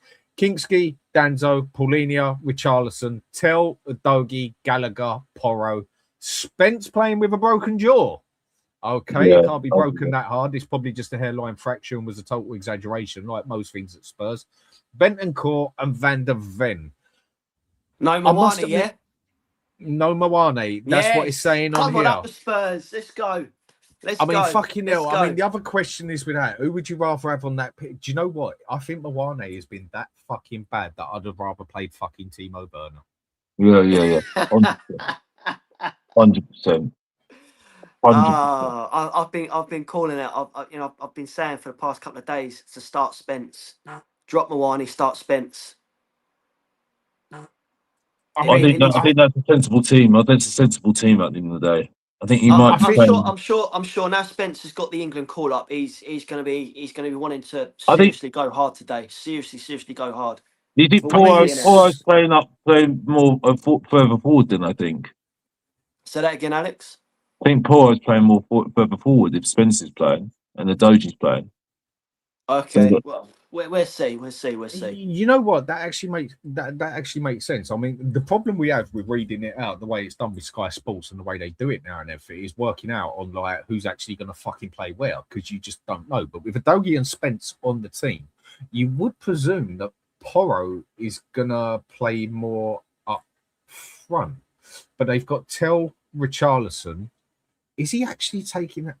Right, the way I'm seeing this is Kingsley and obviously Danzo and Van der Ven in the middle, Udogie and Spence, Paulinho, Bentancur in the middle with Gallagher as a number 10 with Tell and Richarlison and Porro on the right is how I'm actually seeing that in a 4-2-3-1. And that is one thing we were just saying a minute ago. That could actually be interesting. Yeah. And yeah, I mean, the question I've got to ask you, I mean, I've promised everyone I would say, well, I'm not online anymore, really, yeah? And I ain't going to be online consistently for a while, and hopefully everyone can get sorted out. I mean, even if you have a look at the fucking back of the room, this whole place is a mess. And I've had to basically rebuild my place. The reason I haven't been online is because out of nowhere, I find out, basically, how do I put this? In about 3 months' time, I'm going to be another dad. And I'm going to have a boy on the way. Do I put this poor fella through the same fucking pain and make him a Spurs supporter? Or do I just push it on the side and say, there you go, supporting Milan and, I don't know, fucking Liverpool. As long as you don't support Arsenal, boy, I won't disown you. So what do I do with it? You know what? If I turn around and like get my new boy in 3 months' time, a fucking little Spurs kit to wear and everything. Next thing you know, I'll have social services kick my fucking door in and say, "Take him." Well, Dan, massive congratulations. Cheers, man. Big congratulations. Yeah, I've got another boy as well during September. Oh, Yeah. any idea on any names? Not yet. No, not yet. But yeah, it's another Spurs fan on the way. Well, 2 Spurs fans on the way. Yeah, I don't know if I'm going to make you do that. Put them through a lifetime of hell. But that is the reason I haven't been doing anything. Literally rebuilding the whole fucking place and everything and that, because it's got to have the capability for it and everything and that. Just had to rebuild the whole place. And I tell you one thing, it ain't fucking cheap. And with that, it's about priorities at the end of the day. And yeah, the priorities go over to that side. I mean, if it wasn't, then I'd get the grandmother's kicked right out of me by my wife. So, but the question is, do I take the risk of social services kicking my door in or not? Can I put him through the same fucking pain that I've had to go through my entire life? You've got to inflict the pain on your child, like the pain we've had. So just like I've done with mine, you have to do it. It's like, you know, you have to pass it on. I'm glad you ain't my fucking mother, that's for sure. He came in violent, It's just coming with fire. Listen, with my kids, I told them if you support. I've got a duck, but go for it. People, and anyone who doesn't sign on to Flick's channel, he does some seriously good stuff on there, says it how it is and how it's got to be. So make sure you do sign on to him. Flicks, good to see you, mate. Quick one off of just you. What do you think the score's going to be? How do you think it's going to go today? Do you know what? I couldn't call it on my live earlier, but if I'm going to say a scoreline, an edgy 2-1 Spurs. Very, very edgy. That's what I'm going to say. But come on. Okay. Let's go. Up Spurs. In a bit, people. Take care of yourself, mate. Right, go on, Mia. Carry on with what you're saying. Yeah, I told my kids, either you support nobody, you support Tottenham, or you're out my house. It was like, it had to be done. Like, you ain't supporting nobody else in my house, so you've got to either inflict the pain on yourself and support us, or you support no one. And my eldest doesn't like football, so he doesn't support anyone. But my youngest, bless him, he had to go at school when them lot down the road won it and get all the abuse for it because he supports Spurs. Oh, mate. So you're willing to put your kid through the same pain that you went through? Yeah, because it makes you a stronger person. Like, you can't be weak-hearted when you're Tottenham. So you're not going to get away from Arsenal fans. You're not going to get away from Arsenal fans. I was somewhere. People can guess where I was because I do. There is a reason why you got your day job, and I couldn't get away from them. I could not get away from Arsenal fans. Honestly, they just came from everywhere with shirts saying Arsenal. I was like, what? I'm sitting next to somebody. I was like, oh my gosh, can you give me a break? Literally, give me a break. Honestly, it's come everywhere. They're everywhere. I'm going to be gifting you Tottenham stuff, Dan, for your little one. I'll make sure that it gets to you. I'll make sure that he's in Tottenham. You can't get away from Arsenal fans. Bloody hell.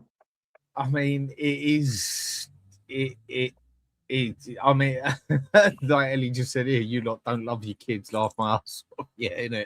Do you have to go through the same? You know what? To make him strong, I think I might have to put him through that pain. I mean, because they say too many kids these days, poor things, are too woke and fucking experienced by their fucking mobile phone more than anything. Maybe I do have to put him through some pain in this real world, show him what the real world's about. There you go, mate. Be a fucking Spurs supporter. Enjoy the fucking pain. But I also give him the option. He can support Inter Milan as well, same as me. So this season's been shit for Spurs. I can still wear my Inter Milan shirt where we won the league. But going back onto it, I mean, Mia, what do you think's going to happen today? I mean, you heard the team that I put out there, basically, for what they've said and what I've made out as a 4-2-3-1. What do you think on it? Yeah, I think it's probably a team that I would have picked. I don't think there's anything in there that's shocking because of obviously the players even we've got. Like, what else are we really going to play? And dropping Mawani has not been great, so I'm not exactly shocked by that. Playing Porro maybe further forward is interesting, indeed. Like, that's an interesting. A lot of people have said about that, so we'll see how that goes. Me, in my heart of hearts, I think that West Ham are going to win and we're going to draw. I think we're going to just do it literally by the skin of our teeth. That's how I see it going today. I was just talking to my brother about it, and I was just said to him, I just got this feeling like I just don't think West Ham are going to lose because I think that Leeds have got a lot of players out. I can't see it, so we have to make sure we get this draw. So I think we'll do it just by the skin of our teeth. Do you think, Mia, that there's going to be, like, even though you're going to be watching the game, same as a lot of people, do you think that people are actually going to be keeping their eye more on the West Ham game than the actual Spurs game? Well, I'm going to have both games on. I'm going to have my phone with West Ham and then Tottenham on the telly. I just think that I think even in the stadium, and that can go both ways. If we score early goals and it gets back to West Ham, that's going to go to them. And if it's vice versa, obviously it's going to get out to our players, really, because they're going to feel it from the fans. So I think all fans are going to have one eye on that West Ham game, regardless whether you're in the stadium or at home. But you know what? The thing is, the players are going to know it as well from the reaction of the fans. And if West Ham go and score, with something I said earlier, yeah, coming back to a point I said earlier, a question for both of you, yeah. I mean, Maddison, from what I just read, he's obviously not starting, but he's among the subs. Personally, I mean, on the subs bench is Vicario, Dragusin, Basuma, Maddison, Gray, Bergvall, Solanke, Sarr, and Moane, yeah. Honestly, I think I would have started with Maddison to try and get the most out of him for the first 20 minutes to try and get that goal or two before half time, instead of bringing him up with 15, 20 minutes to go when we're 1 or 2-0 down. What would you have done? I was in agreement with you, Dan. I said that, and a lot of people said no, they wouldn't, because then you've got nothing in case we are losing the game. But I'd rather try to win the game first of all than to worry about whether if we're losing it or need a goal, because I think that means that you're more under more pressure. Where at the beginning of a game, it's 0-0, so you're under less pressure in a way, if you get what I mean, to score. So then maybe Maddison could do something and get us that goal to sort of relax us a little bit. Yeah, that's what I'm on about. Because basically, this team, we all know this team cannot handle pressure. I mean, they're 30 seconds at their best. And when it comes down to it, I think that if we manage to get the early goals, there's still going to be pressure to. What is the bigger pressure? Getting the early goal or trying to get that goal back with 15, 20 minutes left? What is the more pressure? Well, I think getting the goal earlier, really, to be honest. I don't think that, getting the goal late is going to be more pressure. You know what I mean? And we can't handle the pressure. I agree with what Mia's saying. I think we need to get the goal. I think Maddison should have played.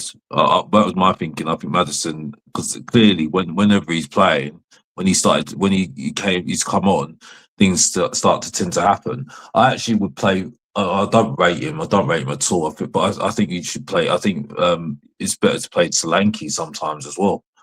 Because I think Solanke would hold up the ball and get him into play a little bit as well. You know what I mean? So, because you're not going to get that with Tell. You're not going to get that with Richarlison. You know what I mean? So, I get your point. Now, if we had at least one good player on the left or right hand side, yeah, that can cut in as an inside forward like Son used to do, or Salah for Liverpool and that, then I could go with Solanke, yeah, because he does actually hold the ball quite well, but that's all he does fucking do, yeah. But we haven't got no one who can play left or right that can fucking get in the box either as an inside forward, basically. But I think you need to use the fullbacks more. Then that's the thing. I think you need to get the fullbacks up high, and then you've got Bentancur and Paulinho covering for them in that midfield. You know what I mean? Because that's really where you want to be, really. And then really, you don't really want Maddison doing too much, really. That's the thing. All he needs to do is, like what I said before, is just ping the ball. Do you know what I mean? Ping the ball. You know, don't get him doing too much on the ball. Don't let him do too many runs on the ball. He just needs to look for that final pass, just to put him in that position where he can just put that pass in just quickly. That's it. You know, but I think that's where we have to be a bit more clever, because, you know, I think the good thing is I don't see is it Gay? Gay's not playing, so he's been the defensive midfielder for them, because I think he's still injured. I think Garner's quite a good player. He's a good player, but I don't think they've got anybody that really is defensive. So you can get at that midfield with the players we've got in that midfield. It's just really just about creativity to try and stop, trying to, open up Everton. So that's the key here. So that's why I think we're right here saying that, we should have played Maddison. Because if Everton really do get their tails up, they'll be defensive. They'll just be defensive and just play on the counter. And they've got players that can hurt us. In Dye, Barry will run. Dewsbury Hall, he's a good player that can get in the box and score. You know what I mean? And find in tight spaces. So this is why I think this was going to be a very difficult game. This is why I said this was the most difficult game out of the two, Chelsea and Everton, because they do have players that can enjoy defending and very, very, they can soak up the pressure, and all they need to do is just get a corner or take a break on and get a good goal, like Ndai can do or Dewsbury Hall can do, and then they're 1-0 up, and then the pressure's on Tottenham. I mean. Well, I mean, a couple of people are even asking who is actually going to be the one that plays on the right-hand side, because surely he's not going to go with 5 at the back. You'd expect it to be Porro, but some people are already asking, is it going to be Spence or Porro? Surely it's got to be Porro. Porro can invert as well. That's the thing. He can invert as well. You know what I mean? Really? Well, I'm mate. I don't like. I'm not this guy. I know he's favourite player for everybody, but I'm not his favourite. But I'm just saying that he has got experience from doing that. You get what I'm saying? You know what I mean? And then you've got a Doji going the other side. The only problem with Doji is in final third. He's absolutely don't get me started on him, right? But, no, because he is. He's just useless. But he could be that guy that can cause a little bit of trepidation, a little bit. You know what I mean? Because he can run. He can run. You know what I mean? See, how I would have said it was maybe to have Solanke to sort of hold the ball up a little bit more, and then Maddison, because he's probably most technically skilled one to get the ball to obviously maybe be in that penalty box, because then he's not doing too much running, and actually he's probably, like I say, technically the best one, and Porro can get crosses in. So I just think Solanke could have held the ball up a bit more, and then we could have got it to Mads, because I think Madders is probably technically the best player we've got. Just don't need to do it. There's no think about it, Mia. Maddison is probably the only technically gifted player we've got. Yeah. I mean, because for me, Simmons really hasn't proved much this season, apart from in the European game and one other game. I'm not saying he's got nothing, but I've got to see a lot more to think that he can actually handle the Premier League. We've got too many too many players that just run with the ball, and because Maddison can just pass the ball or just shoot and score. Right, he doesn't need to be doing too much. All he is supposed to be in that position to make that pass. That's it. Just keep the ball ticking. That's it. And I think that's why I think it's more risk actually putting him on the bench rather than actually putting him in the starting lineup. To be honest with you, you know what I mean? Because I think it's really about Tottenham just going out Everton at the end of the day. You know what I mean? Because the thing is, though, if we do get a goal, earlier on, the fans are going to be up for it then, aren't they? You know what I mean? So, but yeah, I've said enough. Oh, God, Maz, how you doing, mate? I wanted to come on and say congratulations, Dan. Really good news. Thank you. Yeah, really, really good news. I think you need to listen to Mia, to be honest. She's given the best answer on this topic I've ever heard, aside from myself, obviously.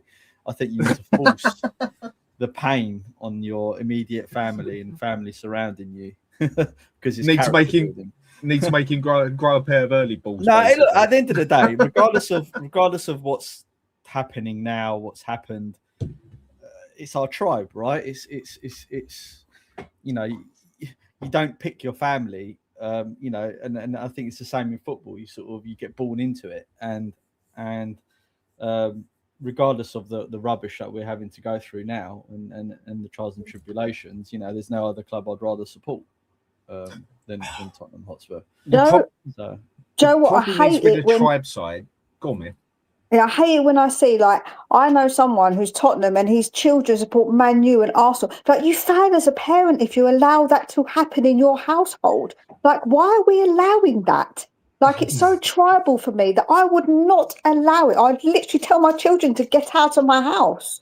Like I we mean, but don't belong. It's funny, Mia. My dad, I remember my this was must have been like 30, 35 years ago now, maybe longer. But my mum took a liking to Alan Shearer, you know, back in the day.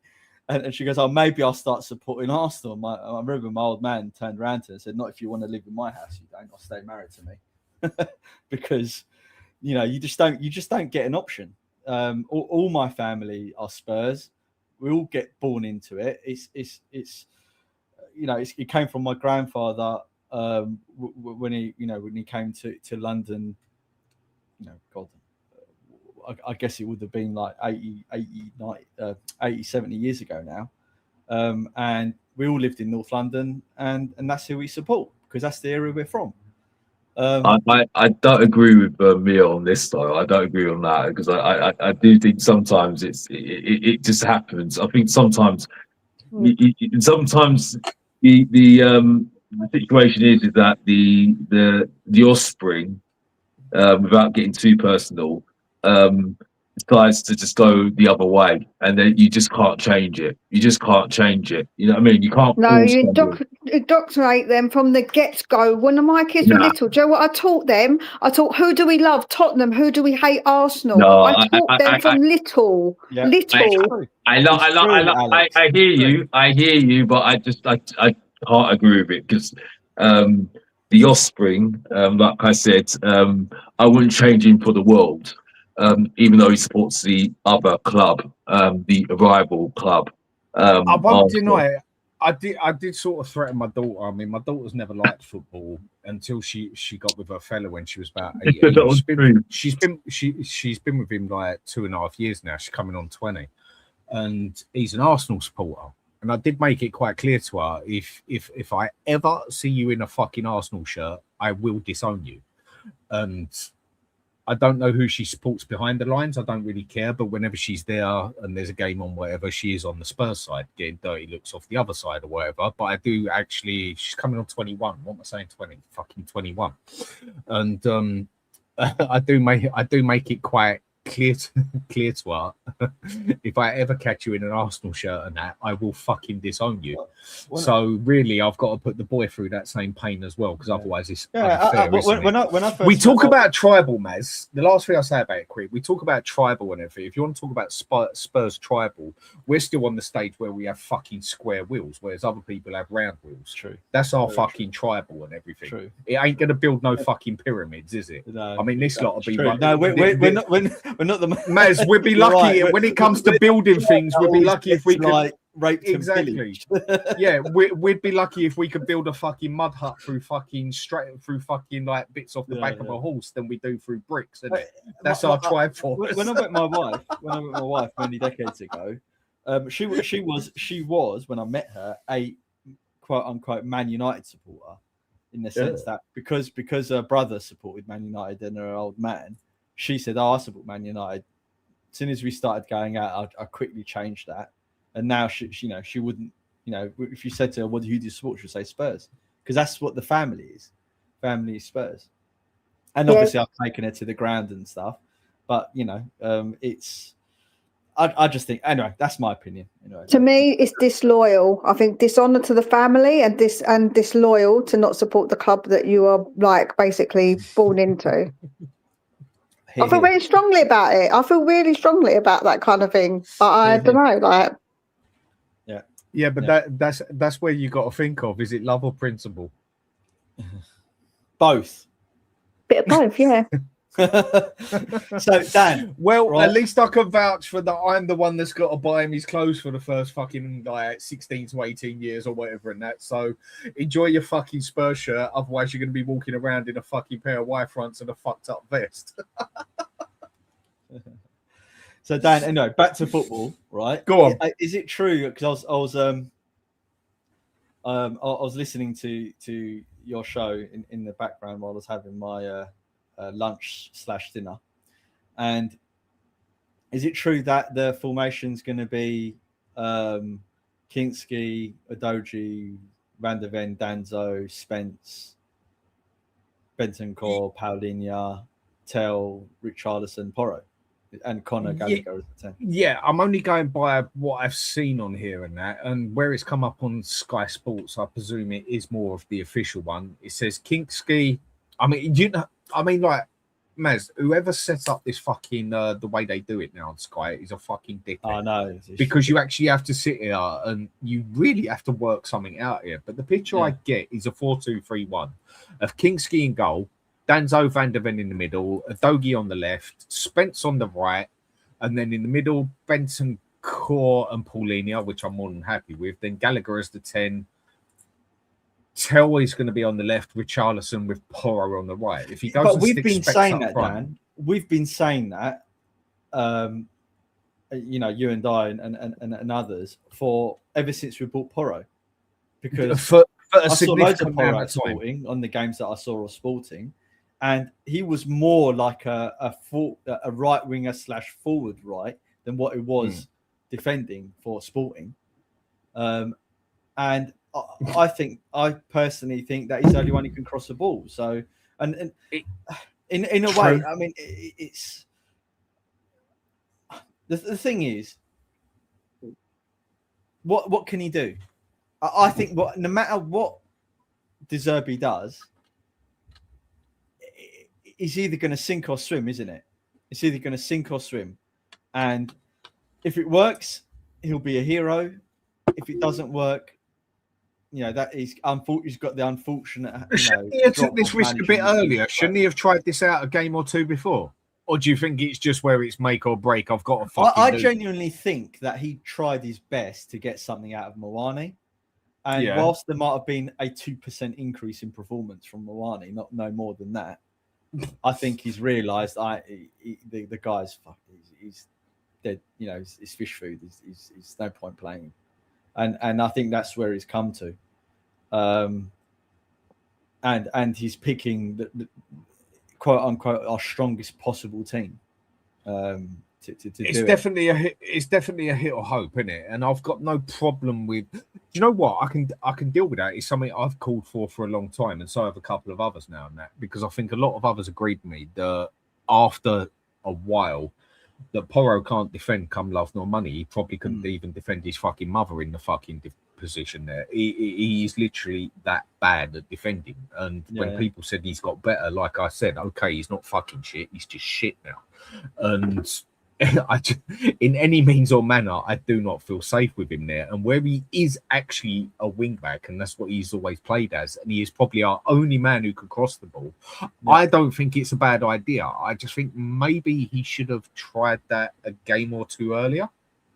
He's only had 7 games. And this is what I rate about De Zerbi. I think regardless of what happens today, I think he's a good manager. I like him. I like him so much as a manager. I echo what you poor said man's earlier. Conte, isn't he? Basically, poor man's Conte. He's my type of manager. He's got bollocks on him. He's playing the game now because he's smart. He has to play the game. He has to be diplomatic. He can't go in on the players now. It's too few. There's too little time, and there's too few games for him to start really stamping his authority on things and pissing off the players and stuff like that. However, if we stay up, if he doesn't do what De Zerbi normally does, I will be De Zerbi out, regardless of how much I like him. Because one of the things that I've been saying for years now is we need managers with bollocks at this football club. They won't get their own way at Spurs. They won't get the players they want. We know all of the history. There's no point litigating it all again. But we need managers that really stick to their principles and tell the board how it should be done. And if they get sacked or whatever, then so be it. That's more evidence to show to the non-believers that ENIC are just bad news for everyone. So that's my take on it.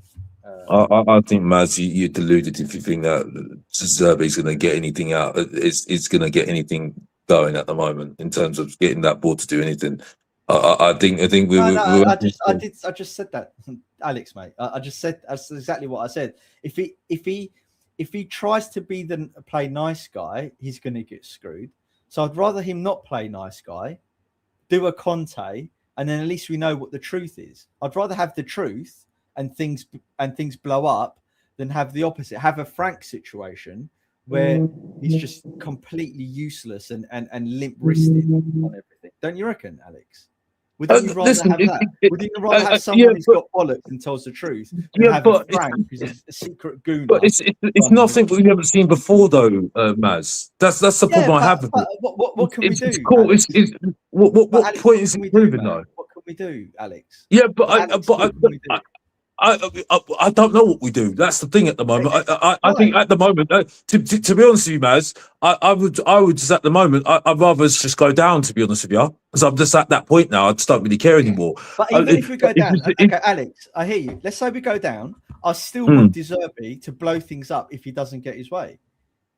Because I think we're on the same page. I'm backing what you say, Alex. Alex, you think I'm going against what you say. I'm actually backing you up here. No, I think we're on the same page. You know what I'm like. You know what I'm like, Maz. I'm very direct to the point. It's nothing personal. You know that already. No. I just think it's just.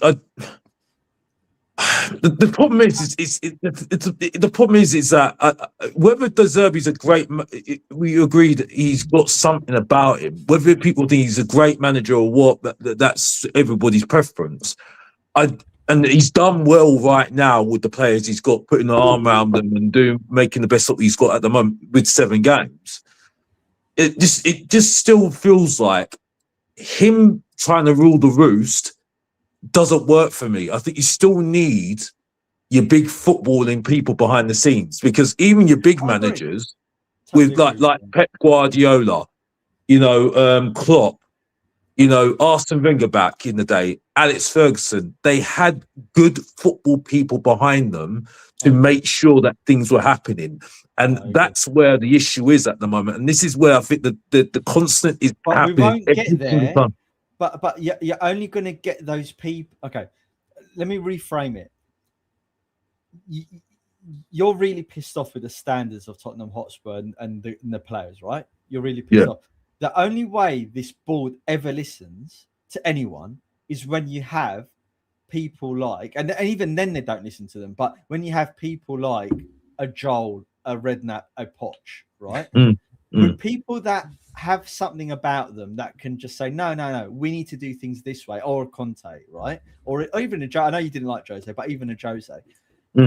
If we don't, best manager ever. Yeah. If you don't start on that basis, that really simple thing, if you don't have someone to say, look, this is the standard, then Alex, we're going to get the same thing that's been happening for the last 25 years. So we need these people with standards coming in and upsetting people. But did you think Paratici had that stat? Okay, again, I did like maybe this guy. You did. I think it's a good point. Maybe Paratici did have that standard, and I always say this, and I'm going to shut up and let me and you come back, right?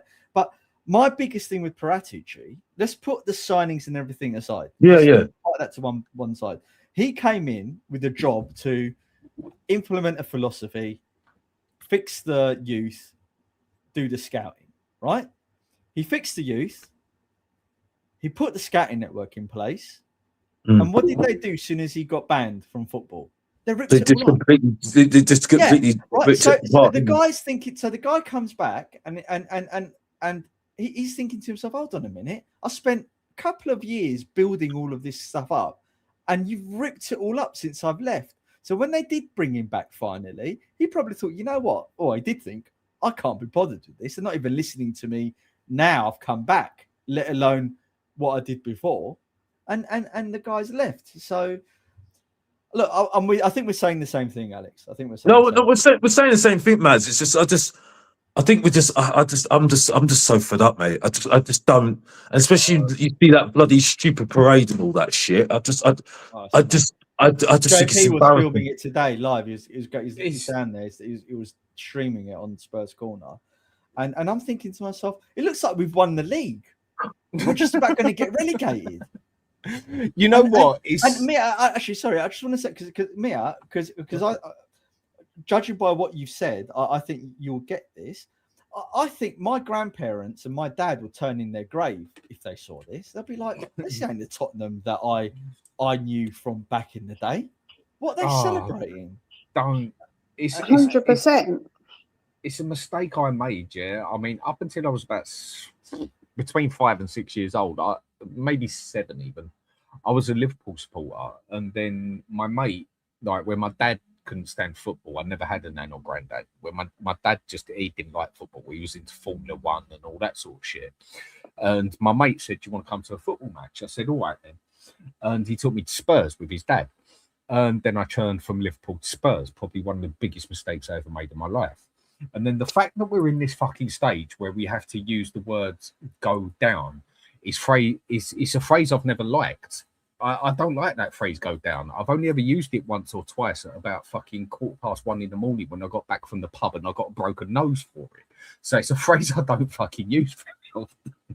In that aspect, it's just like we shouldn't even be in this position where I'm talking about fucking "go down" and then thinking about a broken nose on it. We are in shit street, and it is an understatement. I agree with what Maz is saying. We're saying the same thing. This is where my issue is, and that's why I say in it out. And I hate the fact that but I just want to roll the dice now because I just want to take that risk now because I just can't.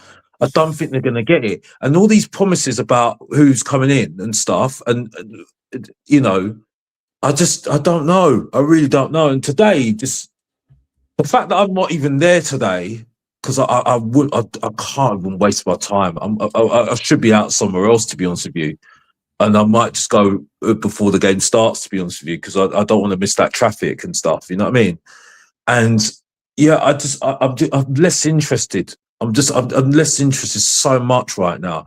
But to be honest with you, looking at that team right now, that should be able to get the job done. Should be able to get the job done. I think anyway. To get a draw at least, I think, especially that they haven't got their defensive midfielder Gueye. I think is it Gueye? I think it is. I think because he's not fit. I can't even pronounce the names without it sounding offensive. Yeah, I think it's Gueye. I think his name is because that's why I think they've been struggling. Everton in recent times. So I mean, but you know, really, do Tottenham have to take their chances? They're going to have to take their chances if we're going to get anything out of this game. You know what I mean? Well, I said to Dan, and I've said this for a few weeks now. If we're not clinical today. So let's say we create 10 chances.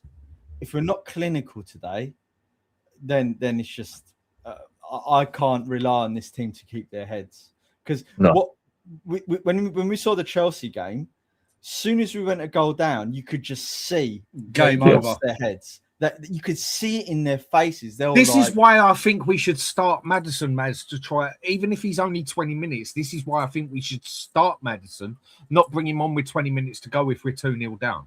I think Maddison has the capability to get, you know, give us that chance of getting 1-0 or 2-0 up. He's the only one with capability of. Well, I think Mia said on the Two Mark show that she would start him in the first half. I would start him in the second half in case we need him to. But what do you think we're better off? Do you think we're better off being 1 or 2-0 up at half time or bringing him on with 20 minutes to go where this team, which has got no bollocks on it? Yeah. Okay, go on. The danger, right? He plays the first half. Let's say we go 1 or 2 up, right? He has to then come off in the second half. He comes off in the second half. We look a shadow of the team we looked like in the first half, and then we've got no options, right? Whereas if you bring him on for a second half, let's say we're 1-0 down by the second half, right? Then at least he can come on and do something, right? If you play your hand from the outset and you take him off, you've got no hands left. You can't react, and that's my opinion on that. I can't. Do you know what? To me, it's a very 50-50 thing. I mean, this team, you know, it might as well have its balls cut off and fucking change what it wants to be, if you get where I'm coming from. And in that aspect, that is the way most of them fucking act, isn't it? Like all of a sudden, we're going to rename ourselves to Transfers. Exactly that. We might as well fucking we might as well will be in it because I swear the fucking female teams have more bollocks on it than our fucking team. whichever way you want to be female. Whether it's accepted or not, that's a different world. And when it comes down to it, we just know this team has got no bollocks on it whatsoever. So would it be better off being 1-0, 2-0 up by, say, half time, what Maddison can play, or with that much up shit street, West Ham are 1-0 up, and we have to get this goal? I think there's more stress on that side than there is on the other side. I mean, what do you reckon? Do you reckon it's harder to keep the lead, or do you reckon it's harder to get that goal back? What do you reckon? Especially when the I've other been team is speaking up for on there. a bit since I've come on now. What do you reckon? See, I was on Dan's team. I actually think it's better to teenager. Gosh, I think that actually it's better we get it started. And I think that to get a goal early, because I think that will settle our nerves. If I'm honest, I think settling our nerves is more important than I think at the end of the game when we're struggling. If we need a goal, it's going to be squeaky bum time. And I think that pressure's more for Tottenham, and I think we can't handle that pressure. Yeah, fair point. Yeah, I don't know that the right answer. I've just, I think that I don't think any of us know what way around it should be. Maybe you're right. Maybe we should just go all out. But then I don't trust them to. I think even with Maddison, I still don't trust them to score. This is the problem. Like, like who's going to score? I think Paulinho's got more chance of him scoring than any of our front three.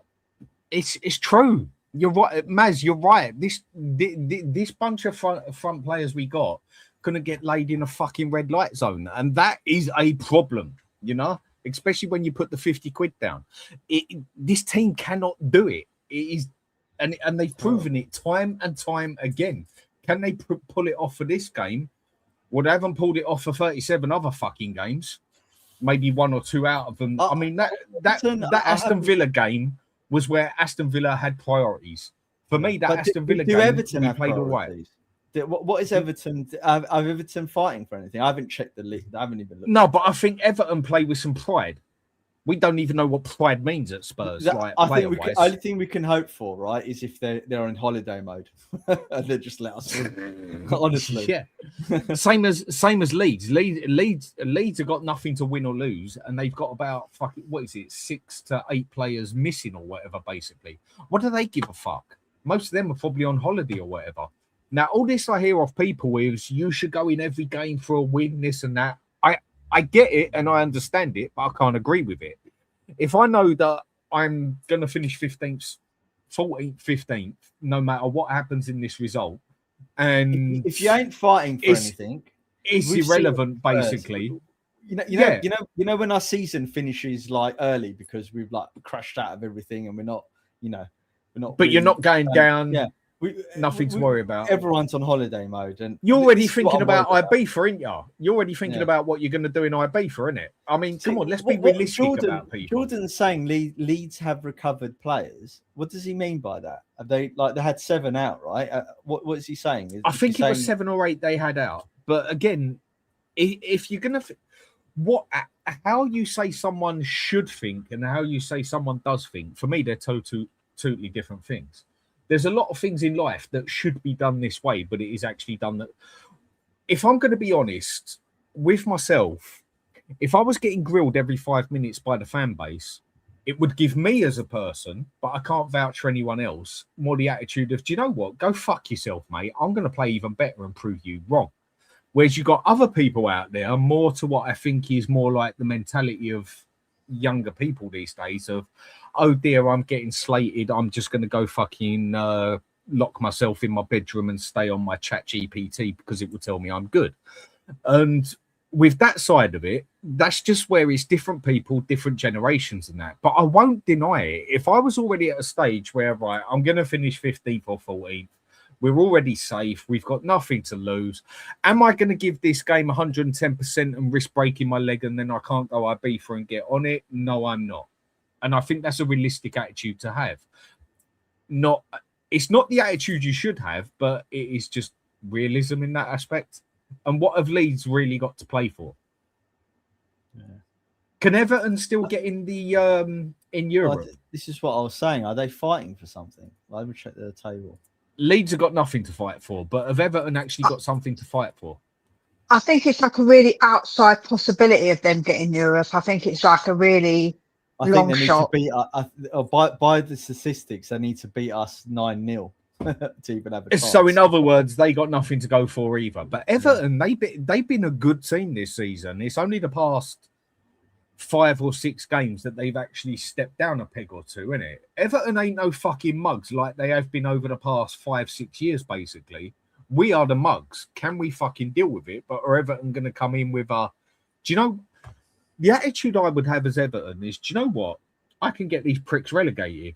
So just to be a prick myself, I'm going to get this lot relegated. Did you not hear what Moyes said? That if he can help West Ham, he basically wouldn't mind that. So he's already got that in his mind, isn't it? So... Right. Well, anyway, I'm going to shoot off. I'm going to same as I am in a minute. Get loads of booze. Yep, I'm going to need another fucking drink since I've had 2 beers and half a bottle of Disaronno. I can handle more than that. I'm going to get that. I think I'm going to need a sedative. I don't drink, but I need some sedatives because my heart rate's already going up to like extreme amounts. It's not good. Yeah. And the only time I want to use the phrase "go down" is when it's about fucking 11 o'clock and we've stayed up. So when it comes to that one, we shall see how I go. Whether I've got a broken nose on the next one or not, stays up. All right, Maz, what are you going to be doing on your shows anytime soon? We might do a show after the game. It depends what the boys are doing. A lot of the boys this season have been really busy, so we haven't been able to do as many shows as what. Well, if you're going to do something, Maz, give me a call and I'll jump on the show with you. It's not a problem, mate. Yeah, I will do. Cool. Take care of yourself, mate. Laters. Bye. See you later. Take care, Maz. All right, Mia, it's just down to me and you now, yeah? Yep. Where do you actually, honestly, not what you want, where do you honestly think we're going to end up? What do you think is going to happen? How is it going to happen? What is it going to happen? If we stay up, how is it going to happen? Is it going to be because we lose and West Ham lose or draw? Is it going to be because we win? Is it going to be because we draw? What the fuck is going to happen? Do you know what? I think my youngest kind of told me statistically there's like 7 different ways this could go and only one of them equals us getting relegated. That doesn't fill me with that much confidence because we are Tottenham, but I honestly think that we are going to draw the game, but West Ham are going to also win the game, but it doesn't matter because I think we're going to draw that game. I think we will do it just by the skin of our... I think it's going to be like hanging on till until that whistle goes. I think we're going to literally be hanging on by the seam of our pants sort of thing. I think it's going to be proper us absolutely shouting ourselves when we're watching it. So we're going to be like, oh my God. I think it's going to be a bit like that. You know what? I mean, it's like I've agreed with 95% of what Stel said. Like, we need to go down as low as we can with any sort of hope that this lot fuck off or get their act together. But I just can't agree on the fucking relegated side. That is the only bit I can't do. Ideally, I mean, not for my own health and safety and same as everyone else on here, what I would want to happen is we basically stay up on goal difference. Because that is the final warning. You know how it goes, Mia. Usually in life, it's 3 strikes and you're out, isn't it? I mean, that's if you're lucky. I mean, there's a lot of times where it's like you only get a warning and then you get fucked over. But it's 3 strikes and you're out, yeah? We've had 2 strikes if we stay up this season. If it comes to a 3rd strike, if you don't get your act together, Fubar, you're fucked up beyond all recognition. So I think this is our final warning if we survive. If it goes the way I think it could have the biggest effect on the owners, I would say we get a draw and they get a win and we basically stay up by goal difference. What do you reckon? Yeah, that's what I said would happen. That's what I think would happen. I just said that. I said I think West Ham are going to win 2-1 against Leeds and I think we're going to draw 1-1. So I think it will just be us staying up just about. Like literally just about, and hope that these owners actually take a long, hard look at themselves and realise how they've majorly fucked up.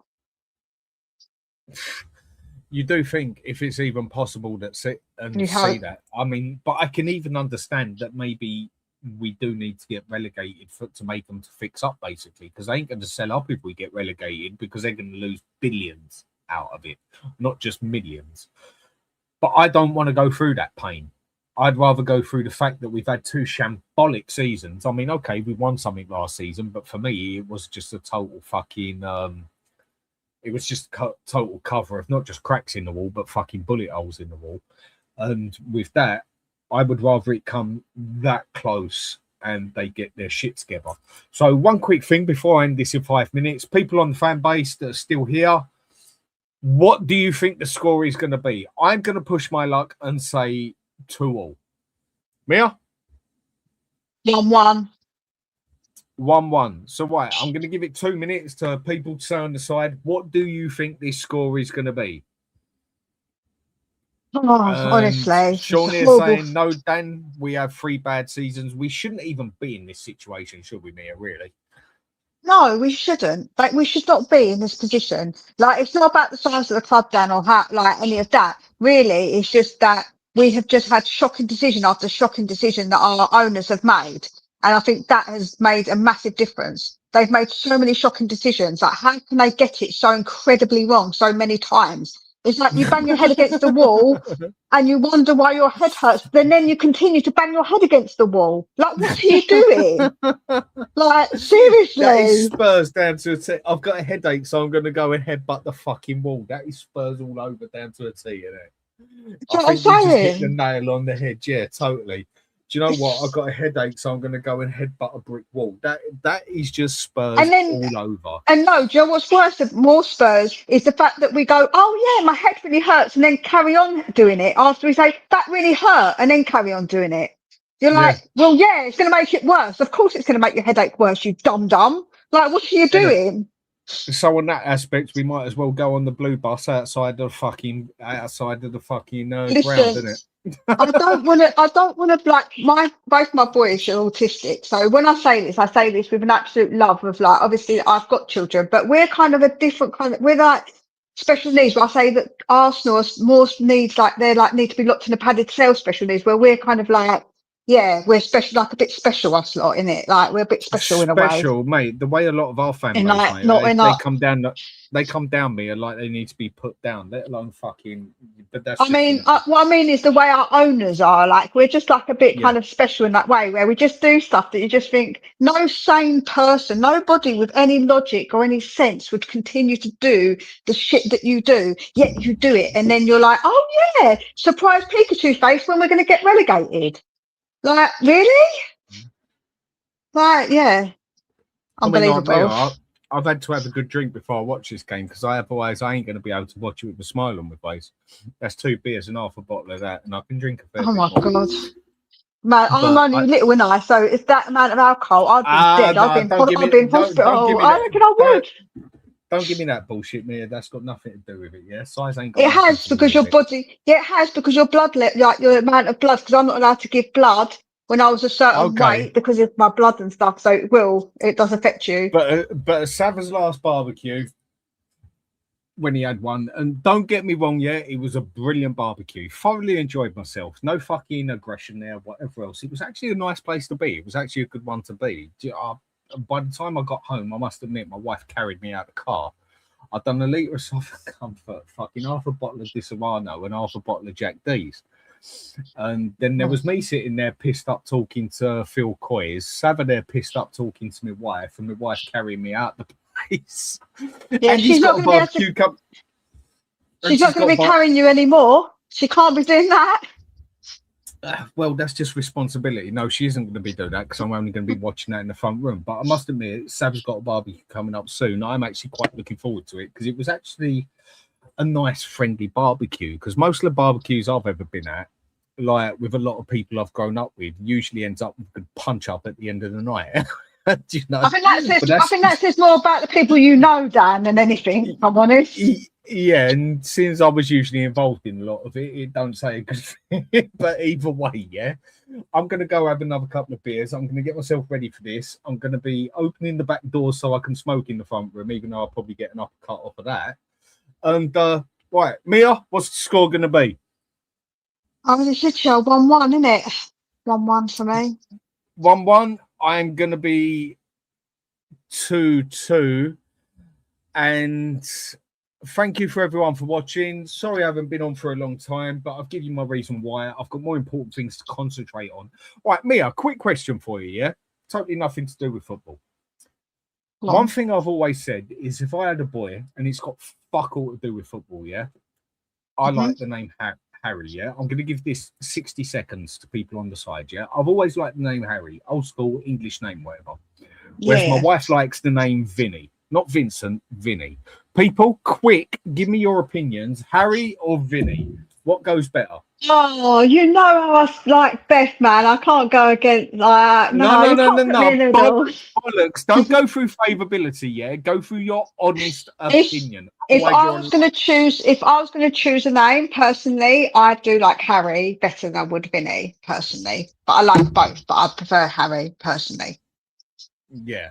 No, you see, that's what I'm sort of going with as well. But then I quite like, we go. but I quite like quite Bible-y names. Like I like Ezekiel for a boy, and for girls, Zeke. What the fuck is that? That sounds it's a name. It's a name, Zeke. But I quite like I say, they're like I quite like boys' names that are quite Bible-y. It's weird because my eldest, I would have called him like a more Bible-y version of his name if I could have, but I couldn't because their dad didn't want to. But yeah, I quite like those. And for girls, I always chose flowery names. So for boys, it was quite different. You see on that one, yeah. I mean, when it comes to girls, it's like when I had my daughter and that, I had to have a bit of a debate on that with the ex. I've always liked more. How do I put it? More boily name. Boy, I'd like a name for a daughter. Like my daughter's name's Georgina. I like that.